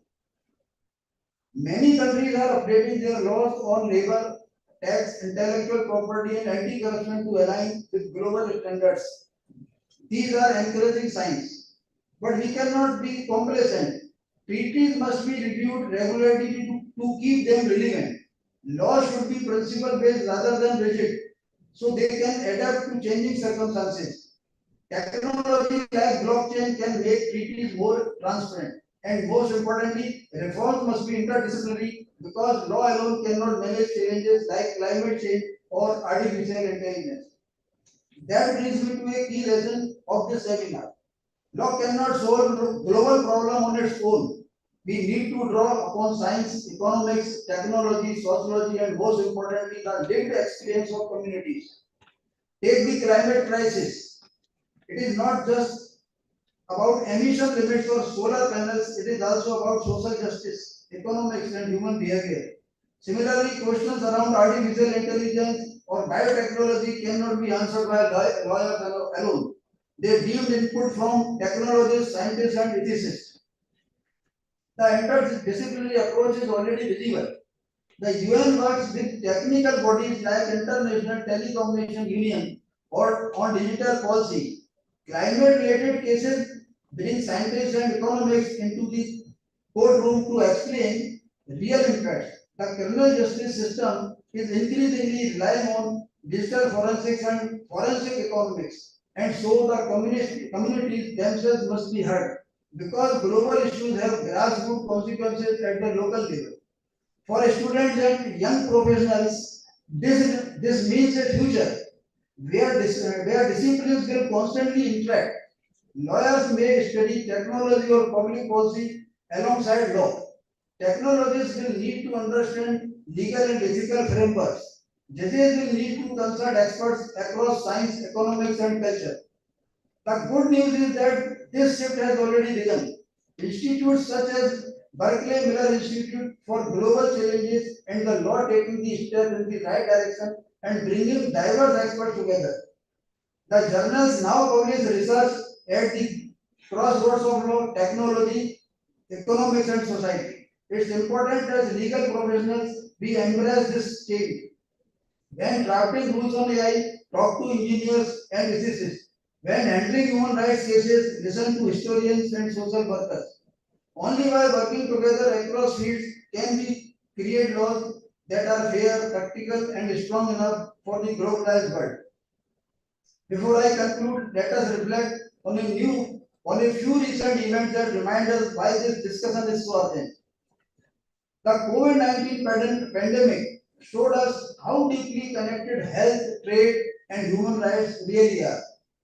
From disputes over vaccine patents to the plight of migrant workers, no issue remained local, everything became global. The war in Ukraine brought to the surface difficult questions of aggression, sovereignty, and humanitarian relief. Trade disputes over tariffs and technology have reminded us that global commerce requires strong laws, perhaps fresh reforms and institutions such as the WTO.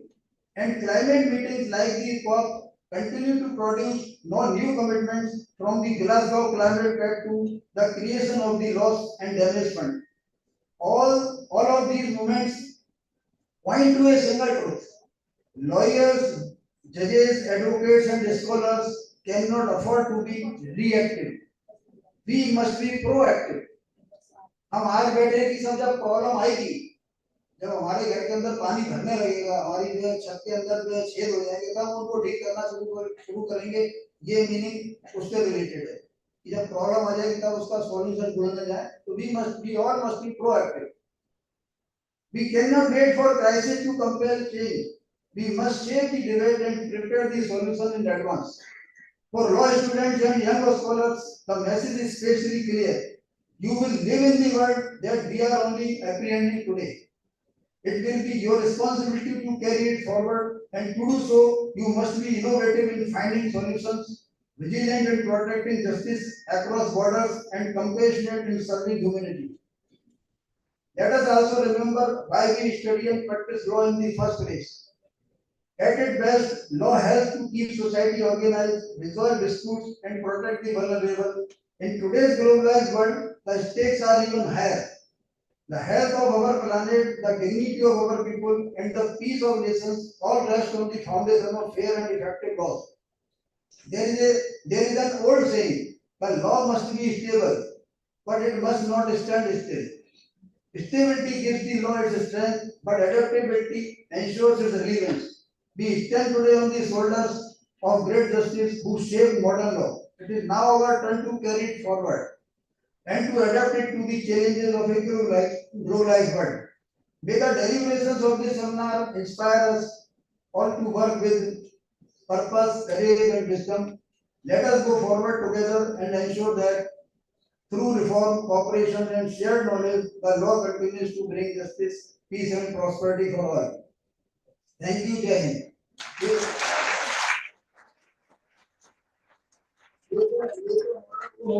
तैयार करके लाए थे.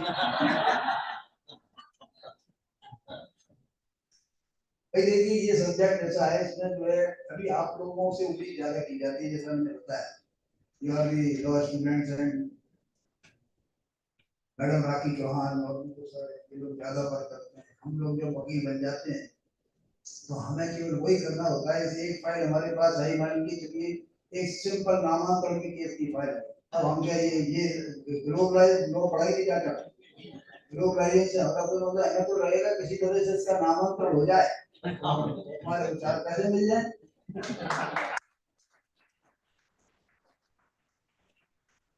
तो हमारे पास 34 लोग की bell आई.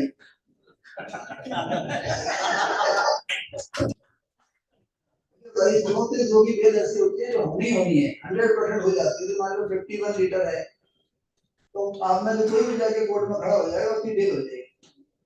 Bell हो जाती है। जो आदमी जेल के अंदर से जब बाहर आता है तो वकील साहब को पैर छीता है, अपना भगवान मानता है। वकील साहब को क्या कहना है, डेढ़ करा दी, कोई 30 दिन में देता है, कोई 15 दिन में दे रहा है, कोई 7 दिन में देता है। मेन बात ये कि हमारे पास जो काम आता है हम वो करने लग जाते हैं। हमें ये सारे के सारे ग्लोबल से कोई मतलब नहीं होता। तो हम तो हमें ग्वालियर में रहना है तो हमारे लिए पूरा ग्लोबल वही है। ये बिल्कुल ट्रूथ है। आज हम मान के चलो अपना सिंह साहब का जो ऑफिस ज्वाइन कर लेते हैं तो हमारे लिए वही सीनियर है, वही सबसे बड़े जो है विद्वान है। वो जो बताएंगे वही हमारे लिए जो है वही कानून है। तो आशा मेरा यहाँ अभी मैं 5-7 मिनट और आपके दे देता हूँ।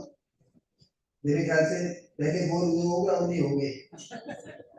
क्यों थोड़े बहुत तो देखिए मेरा ऐसा मानना है कि ये जो वकालत है ना ये सब लोग बोर होते हैं। फिर इसको बोल रहा हूँ, कोई भी इसको मन से करना नहीं चाहता। यदि आप लोग कोर्ट में इनके ऑफिस में जाके किसी भी सीनियर के ऑफिस में जाके, कोई भी हो सकता है सीनियर आपके बगल में, कम नॉलेज वाला भी सीनियर हो सकता है, उसके यहाँ जाके यदि आप शाम को 6 बजे से लेके 11 बजे तक केवल सीट पर बैठना, जिस दिन सीट जाओगे तो आप आधे वकील उस दिन हो जाओगे। कोई भी आदमी 4-5 घंटे सिटिंग नहीं दे पा रहा फाइल के साथ, नहीं दे पा रहा। मेरा ऐसा मन, मेरे यहाँ बहुत सारे अच्छे ऑफिसर्स के जूनियर आते हैं। मैं उससे पूछता हूँ कि कब ऑफिस जाते हो, तो कहते कि 7 बजे। मैं कब चले जाते हो, वापस होते जी 9:30 बजे। अब मैं ये नहीं सोच पाता 7 से लेके 9:30 तक मैं करता क्या होगा यहाँ। सिविल की फाइल के अंदर मुंशी की फाइल निकालते हैं 8:30 बजे और 9:30 बजे ऑफिस छोड़ के चला गया। अब वो फाइल के पन्ने नहीं पलट सकते, 1 घंटे में एक फाइल के सारे पन्ने नहीं पलट सकता वो। यदि सिविल की वकालत करना है आपको तो 12 बजे से पहले तो हम ऑफिस ही नहीं छोड़ पाते थे। ये आरडीए साहब बैठे हुए हैं, एक बार एक केस में गए हमारे जो सीनियर थे वो जज बन गए। 2001 के बाद की बात है। अब 5 केस इकट्ठे लगे हुए थे, कनेक्टेड केस थे। वो खूब पढ़ लिया, खूब पढ़ लिया। पढ़ने के बाद उसका रास्ता कोई नहीं निकला क्योंकि उस पर एक खिलाफ जजमेंट का जस्टिस ऑनरेबल जस्टिस आरसी रावटी साहब का दिया हुआ। अब उससे निकलना था बाहर। तो 9:45 बजे आरडीए साहब के गए बाहर। इनके बच्चों के बच्चे थे, उन्होंने कहा दादा तो सो गए। तो मैंने कहा बोलो टीटी बंसल आए, उनको बोलो मिलना है। इनके के 9:30 बजे 9:15 बजे दफ्तर बंद हो जाता। इनकी बात दूसरी थी, ये कि सुबह 4 बजे उठ जाते हैं। अंतर था, ऐसा नहीं कि आप भी सब 9:30 बजे बंद करने लगे और इनको साहब इनसे इंस्पायर होने के बाद तो फिर आपको 4 बजे ही उठना पड़ेगा। लेकिन हम कभी 4 बजे नहीं उठ पाए, हम पूरा निपटा के सोते थे, भले 2 बज जाए। तो इनके आगे चर्चा हुई क्योंकि हमने इतनी तैयारी कर ली थी कि इनको उतनी परेशानी नहीं है। इतना सारा जो भी स्थिति थी वो बता दी था, ये लो है तो उनका वही अल्टीमेटली यही सही है। तो मतलब इसी में अपने को जो कर सकते हैं जैसा करें। ऑनरेबल जस्टिस पीसी अग्रवाल साहब के केस लगे। तो अब ये जल्दी सोने वालों में तो हमने कहा आगे चलो। मिस्टर एम नायक साहब जो इनके सीनियर थे वो देर से सोते थे। उनके सीनियर जस्टिस एम नायक साहब थे, तो उनके यहाँ पहुंचे हम करीब 11:15 बजे। वही सब 5 फाइलें लेके हमने कहा इनसे भी ले लें कुछ मिल जाए। उनके साथ सब सारी प्रॉब्लम शेयर करेंगे। प्रॉब्लम शेयर करने में 15-20 मिनट लग जाते हैं। फिर उन्होंने भी अपना माइंड अप्लाई किया और 12 बजे तक जो भी इनका ओवरऑल जो क्रीम सामने आई हमारे पास, उसको लेके हम घर पहुंचे। दूसरे दिन बहस की और सामने से जो है अपोजिशन कौन था, जस्टिस ऑनरेबल जस्टिस ए के श्रीवास्तव साहब जो यहाँ फॉर्मर जज। मैं आपको ये बात क्या बता रहा हूँ कि आप देखिए कि मतलब ये सब क्या करना पड़ता है एक्चुअली। ना मैं इसमें अपनी तारीफ कर रहा हूँ। ये हम क्या कहाँ से मोटिवेट हो सकते हैं, कहाँ से क्या ले सकते हैं, रास्ते में चलते हुए हम किससे क्या ले सकते हैं, ये सब आप लोगों को क्वालिटी डेवलप करना पड़ेगी। जैसे पता लगा आप जो है फ्री हो थोड़ी देर के लिए, आपके मन में कुछ प्रश्न चल रहा है, अच्छे से नमस्ते करिए। दो हमारे 3 वकील बैठे हुए ये मिलेंगे, ऑडियंस आप तो मिलेंगे नहीं कोर्ट में, तो इनको नमस्ते की थोड़ा बहुत इनको जो है अच्छा अभिवादन किया इनका और अपनी प्रॉब्लम इनसे पूछ ली। नावटी साहब की जितनी फाइलों में हमने बहस की, हमने मैक्सिमम केसेस हम ही करते, सिविल के सारे केस हम ही करते थे उनके यहाँ, उनसे कभी हमने चर्चा नहीं की होगी, कम बहुत कम की होगी। मैक्सिमम जो है चर्चा हम आरडीएन साहब से करते थे। अब बताइए फाइल उनकी, चर्चा इनसे हो रही। लेकिन यदि कोई कोई दे सकता है इस वकालत में, जो सीनियर दे सकता है वो आपको कोई दे नहीं सकता, और इवन इवन दूसरे सीनियर भी दे सकते हैं। जरूरी नहीं है कि आपका खुद का जो जिसका आपका गुरु है वही देगा आपको, कहीं से भी कुछ भी ले सकते हैं आप, चलते फिरते आप, कोई चर्चा चल रही है। एक बार भी आपको बात बताते हैं, हम गए जब स्टार्ट किया था नहीं अगस्त 93 में, तो हम जो पुरानी वाली आजकल की बिल्डिंग है ना जिसमें आजकल कोर्ट बनने लगा है, फैमिली कोर्ट, उस बिल्डिंग में हाई कोर्ट लगता था ऊपर और ट्रायल कोर्ट लगता था नीचे। अब ट्रायल कोर्ट का काम जैसे निपटा तो हाई कोर्ट में देखते थे भाई वकीलों को तो बहस कर रहे हैं, और फ्री हो गए तो क्या करें। तो ऐसा नहीं कि घर जाके सो जाओ आप, और फ्री हो गए कोई काम ही नहीं है। आपको 4:30-5 बजे से पहले कोर्ट नहीं छोड़ना है कभी। यदि आप कोर्ट में जाना शुरू कर दो तो यदि आप कोई अच्छी जगह कॉर्पोरेट में चले जाओ, आप जज बन जाओ, उसकी नहीं बोल रहा है। आप देखो कोई सीनियर क्या बहस कर रहा है। एक बार की बात है, हमने क्रॉस एग्जामिनेशन देखा 376 में, मिस्टर को हुआ करते थे हसवानी साहब, ही हैज नाउ डाइड, वो काफी जो सीनियर हसवानी साहब। तो क्या होता था कि कैमरा प्रोसीडिंग होती है ऐसे मैटर्स में, केवल वही लोग जा सकते हैं जिनका वकालतनामा होगा। तो हमारे मैंने भी इच्छा थी कि हम भी क्रिमिनल के अंदर क्रॉस एग्जामिनेशन देखें। क्रिमिनल का बड़े वकील का भी क्रॉस एग्जामिनेशन देखोगे तो आपको लगेगा कि ये भी हो सकता है। और जेपी गुप्ता साहब का बहस करने मतलब बहस जो करने का तरीका था, जो उनका आर्गुमेंट था, वो सुन लो तो समझ में नहीं आएगा कि बहस होती क्या है। आज भी बहस होती है और वो जो बहस करते थे वो टोटल अलग है। इसी तरह से एनएम आसवानी साहब ने जो क्रॉस एग्जामिनेशन किया उससे इतने ज्यादा हमारे तंतु खुल गए यहाँ पे, ये भी क्रॉस एग्जामिनेशन हो सकता है। कितनी छोटी एक जरा सी बात के ऊपर पता लगा 10 मिनट निकाल के क्रॉस एग्जामिनेशन। तो कहीं भी कोर्ट के अंदर किसी सीनियर का कोई काम चल रहा है, suppose you join the bar, मैं वहां तक की बात बता रहा हूँ, तो you even if you are free, you have go brief on that date, तो you try to join that also कि अल्टीमेटली क्या चल रहा है। तो there should be curiosity in your mind कि मैं यहाँ से भी कुछ सीख लूँ, यहाँ से भी कुछ सीख लूँ। और जब आप पे ब्रीफ है तो बात ही नहीं, फिर आपको उसी पर ज्यादा से ज्यादा वर्क करना। एक ब्रीफ काफी है आपको वकील बनाने के लिए। अच्छा वकील बनाने के लिए कोई 500-700 ब्रीफ होने की जरूरत नहीं। आप एक ब्रीफ के अंदर, मैं अभी भी बोल रहा हूँ, मैंने सबको बोला, आपने ये जो भी हमारे साथी, एक कोई भी 5 सेकंड की कंप्लीट फाइल पूरी पढ़ लो, उसके अंदर पूरा कानून सामने आ जाता है, पूरी सीपीसी आ जाती है, उसके अंदर कई सारे ट्रीटी एक्ट आ जाता है, एविडेंस एक्ट आ जाता है, और भी बहुत सारे एक्ट आ जाते हैं। तो जहां मौका मिले, जब जैसा मौका मिले, अपना टाइम पूरा से पूरा देने का प्रयास करिए। किसी भी काम को छोटा मत समझिए। जैसे कि सब आजकल तो आज सब सारे लोग ये सॉफ्ट कॉपी लेके आ जाते हैं। पहले क्या होता था कि हमने वकालत ज्वाइन की तो I was the most junior person in that office, तो खूब सारे बस्ते जाते थे। आजकल तो बस्ते दिखते ही नहीं है, तो लोग फाइल ही नहीं ले आते, तो टैबलेट खरीद लिया हमारे लेवल पर, तो सारे जूनियर्स ने तो टैबलेट लेके आ जाते हैं। उनसे पूछो कि क्या लीगल पोजीशन है, वो साहब कहीं ले आऊंगा। पहले ऐसा नहीं होता था, पहले हाथ में लेके चलते थे, और बस्ते इतने जाते थे कि शाम को बस्ते खुलते थे तो जो जूनियर होता था उसको बस्तों में से किताबें निकाल के जमा नहीं होती, उसमें सब लोग थोड़ा सा जो है हिच महसूस करते थे कि मैं तो बड़ा अच्छे अच्छे कॉलेज से पढ़ के आया हूँ, बड़ा अच्छी मेरी इंग्लिश है, बड़ा अच्छा मेरा ज्ञान है, तो मैं किताबें लगाऊंगा, किताबें लगाने का काम तो मुंशी का हो सकता है। इस तरह के मन में कभी कभी कोई विचार आए जिसका किताब लगाने के पीछे एक बात बता रहा हूँ मैं आपको। अब आप किताबें लगाने का मान लो ये काम मिल ही गया, मजबूरी में कर, तो इससे आप परेशान मत हो। किताब देखो कौन सी आ रही है निकल निकल के बार बार लिखा होता है, ऊपर 75 जेएनजे लिखा है, किसी पे 83 एमपी लिखा है, किसी पे सुप्रीम कोर्ट लिखा है। तो आपके मन में विचार आना चाहिए ये किताब बार बार जाती है, एक हफ्ते में एक बार रिपीट होती है, यानी कि इसके अंदर कोई ऐसा सेटल्ड लॉ है, उठा के थोड़ा सा खोल के देख लो उसको। वही है, वही वही कानून है जो आपको देखना, वही कानून आपके सीनियर को देखना, वही कानून देखना। और आप देख रहे हैं ना, उस जिस जिस किताब का जो पन्ना ज्यादा बाहर निकला हो, आजकल तो पन्ने निकलते ही नहीं, आजकल तो लोग किताब ही नहीं ले जाते। जिस किताब का पन्ना बाहर ज्यादा निकला हुआ है वो बहुत सेटल्ड हुआ है। तो जितने पन्ने किताब से बाहर निकले हुए हैं सबसे पहले उनको पढ़ लो। यदि वकालत के अंदर आपको सक्सेस चाहिए तो सब किताबों के अंदर अलग अलग होता है। इसी तरह से और भी बहुत सारे उदाहरण हो सकते हैं। छोटे से छोटे, मान लो आपको किसी जज ने, किसी वकील ने, सीनियर वकील ने कहा कि आज इसके अंदर अर्जेंट हियरिंग के लिए आवेदन लगाया है, इस अर्जेंट हियरिंग पे जाके अपनी बहस करके अर्जेंट हियरिंग के लिए लगा दो। तो आप ये मत सोचिए कि अर्जेंट हियरिंग में 2 लाइनें लिख दी हैं, वो पढ़ के बैठे हुए।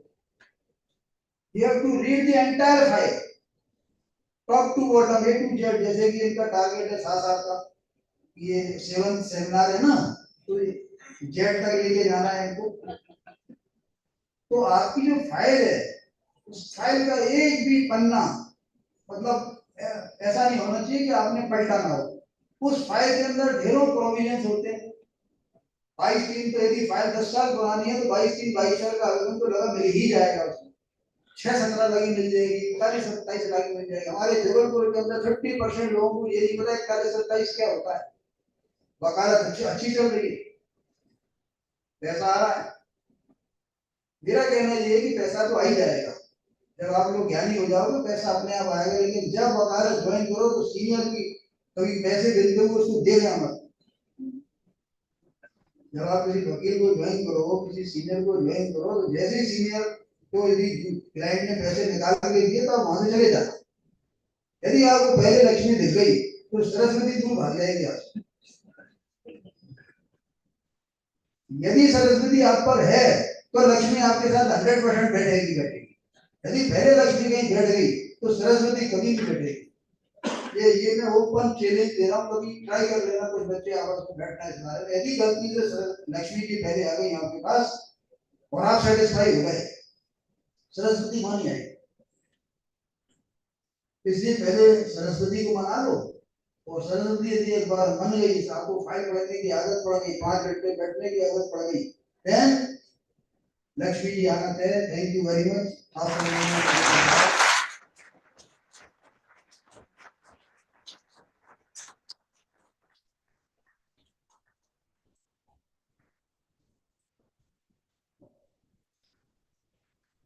Thank you, sir, for an address rich in practical wisdom and for teaching the true essence of life effortlessly. Your humbleness has truly left a mark in our hearts. We are deeply indebted for your precious time, sir. We now move to the recognition of scholarly brilliance, acknowledging all those participants who have excelled in both research and presentation. As I move forward with the announcement, I request the winners to join us on stage one by one to receive the Best Presenter and Best Paper awards with their certificates and medals. I most humbly request the dignitaries on the dais to kindly come forward and to bestow upon our achievers the recognition they have so rightly earned.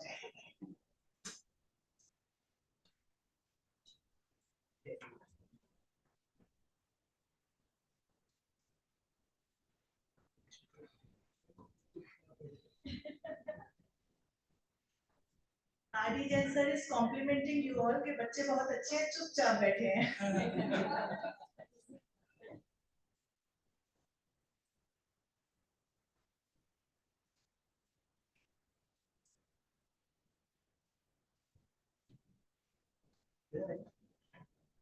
There are 8 awards in different categories, 4 Best Presenter Award and 4 Best Paper Awards. The first Best Presenter Award goes to Anushka Singh and Nidhi Yadav for the paper titled as Human Trafficking and Legal Response.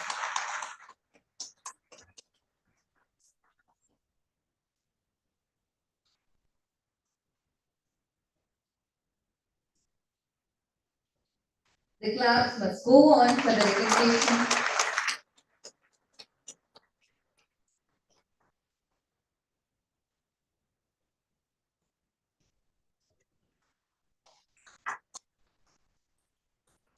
The second Best Presenter Award goes to Kamakshi Gupta for the paper titled as The Rarest of the Rare, The Death Penalty and the Future of Criminal Law.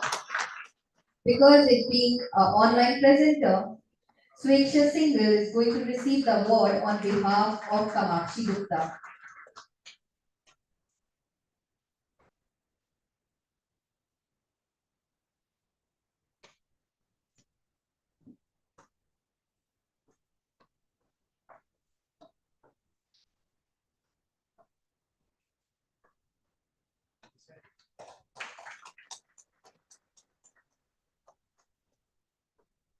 The third Best Presenter Award goes to Janvi Sharma for the paper titled as Unmasking Deception, Interdisciplinary Perspectives from Criminology, Psychology and Literature.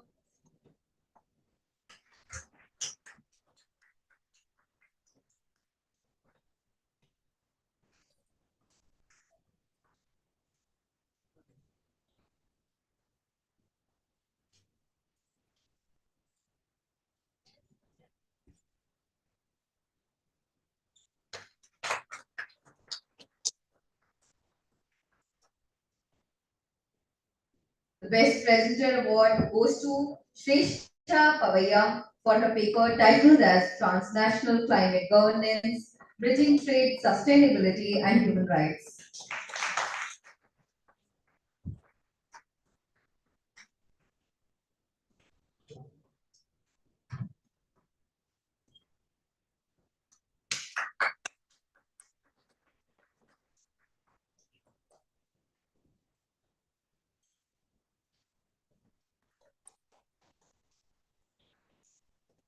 It's time for the Best Paper Awards.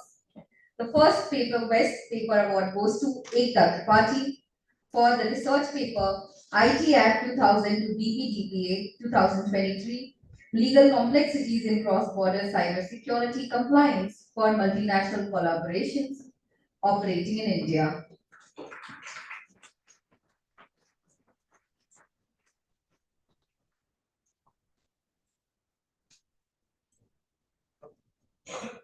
The next Best Paper Award goes to Pratigya Darpe for the paper titled as Affordability versus Autonomy, Navigating School from Fee Regulations in India.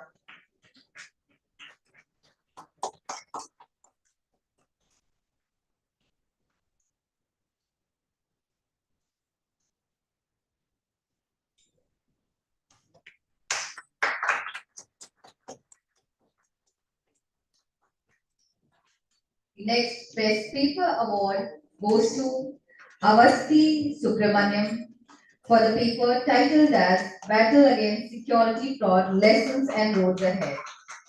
It being an online presenter, I would request Nandini Agarwal to please come on the stage and receive the award.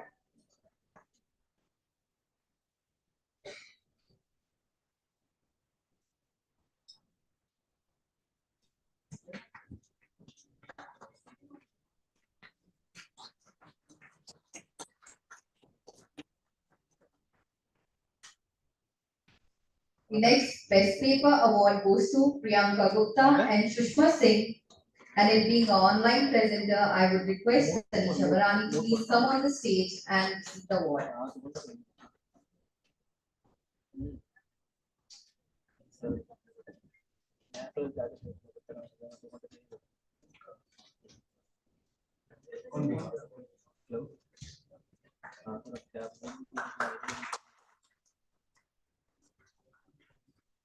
Congratulations to all the deserving winners. Your dedication sets a magnificent example for the entire academic community. Thank you, respected dignitaries. The success of this international law seminar is also dependent on the dedicated and tireless work of the core organizing committee. They have been the engine room of this entire event. We request the dais to offer the letter of appreciation to the backbone of our seminar. I would request Mr. Harshit Jaiswal to please come on the stage and take the letter of appreciation.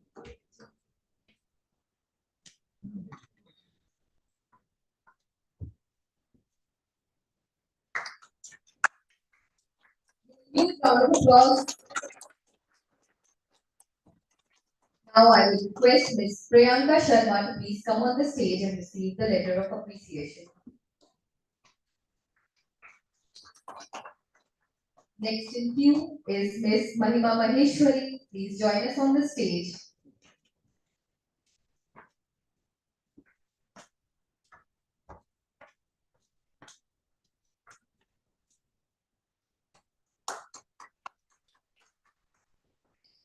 Is Ms. Sohani Sharma. I would request you to please come on the stage and receive the letter of appreciation.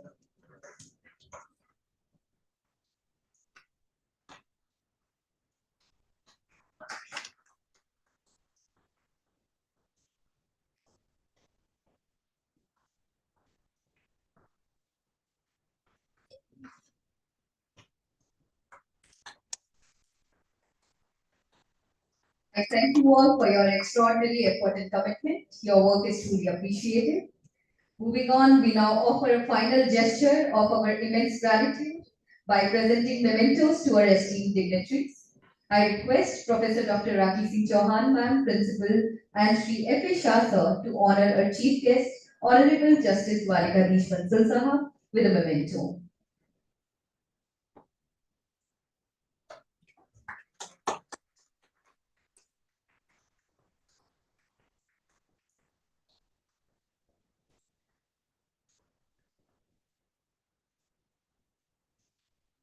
I would now invite Professor Dr. Nirmal Bandhopadhyay, Sir, Director, and Professor Dr. Rakhi Singh Chauhan, Ma'am, Principal, to present a memento to Advocate Vivek Khedkar Sahab.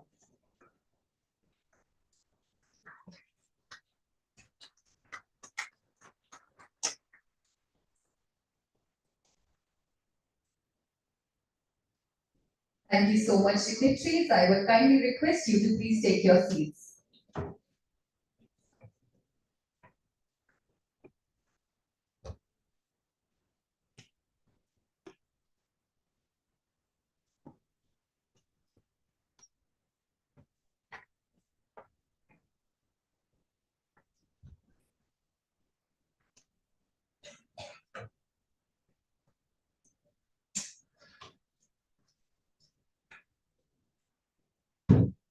The time has come to formally acknowledge the extensive support received.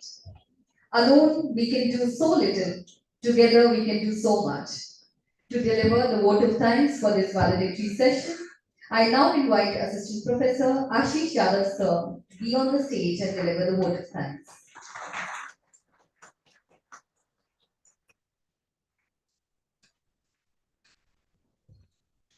Thank you so much, Mansi ma'am. Respected dignitaries, distinguished guests, esteemed colleagues, dear students, and participants. It is my profound privilege to deliver the vote of thanks at the very big session of this historic first international law seminar organized in the cherished memory of late Shri Justice M. Shah. At the very outset, on behalf of the Department of Law, Trustees Institute of Management Research, Gwalior, I extend our heartfelt gratitude to Honorable Justice Sri Dwarikadhish Bansalji, Judge, MP High Court Principal Bench Jabalpur, for gracing the occasion with his thoughtful words and inspiring us with his vision of law and justice. I express my deep appreciation to Advocate Sri R. Jain Sir, Lifetime Achievement Awardee, and Professor Harmal Dikshit Sir, recipient of the Law Excellence Award, for sharing their rich experiences and wisdom with us today. Sir, your lives and contributions remain guiding lights for the generations to come. Our sincere thanks goes to Advocate Shri Vivek Khedkar Sir, Senior Advocate, Additional Advocate General Madhya Pradesh, for his valuable thoughts and insights with us. We would like to express our gratitude to Shri F. A. Shah Sir, Advocate MP High Court, for sharing his personal reflections and carrying forward the noble legacy of his remote father. We are equally indebted to Professor Dr. Nirmal Bandhopadhyay Sir, Director PIMRG, and Professor Dr. Rakhi Singh Chauhan Ma'am, Principal Department of Law, whose constant leadership and support have been the backbone of this seminar. I also thank Dr. Hariom Awasthi, head of the department, for his untiring efforts in upholding the memory and the vision of late Shri Justice M. A. Shah. My special note of gratitude to all our international and national speakers, academicians, and participants who enriched the deliberation and helped us achieve the objective of the seminar. Last but not the least, I wish to thank our organizing committee, faculty members, staff, student volunteers, and every unseen hand that worked tirelessly behind the scenes. Without your collective effort, this event would not have been possible. Before I conclude, I would like to acknowledge a deeply emotional moment. कि वो क्या बात होती जो Shri M A Shah sir अपने मरहूम father साहब से श्री एम ए शाह साहब से किसी ख्वाब में उनसे मिलने पर कह पाते। मैं कहना चाहता हूँ, मैंने कुछ पंक्तियां लिखी है जो मैं यहाँ प्रस्तुत करना चाहता हूँ कि कैसे कहूँ मैं पापा कि आपके गले लगकर रोना चाहता हूँ मैं, बचपन की उन सब यादों में फिर से खोना चाहता हूँ मैं। बड़े होते होते आपसे कैसे दूर हो गया, बड़े होते होते आपसे कैसे दूर हो गया, अपनी छोटी बड़ी हर गलती पे आपसे फिर से डांट खाना चाहता हूँ मैं। With these hurtful words, I once again thank each and everyone for making this seminar a grand success. धन्यवाद, जय हिंद, जय भारत।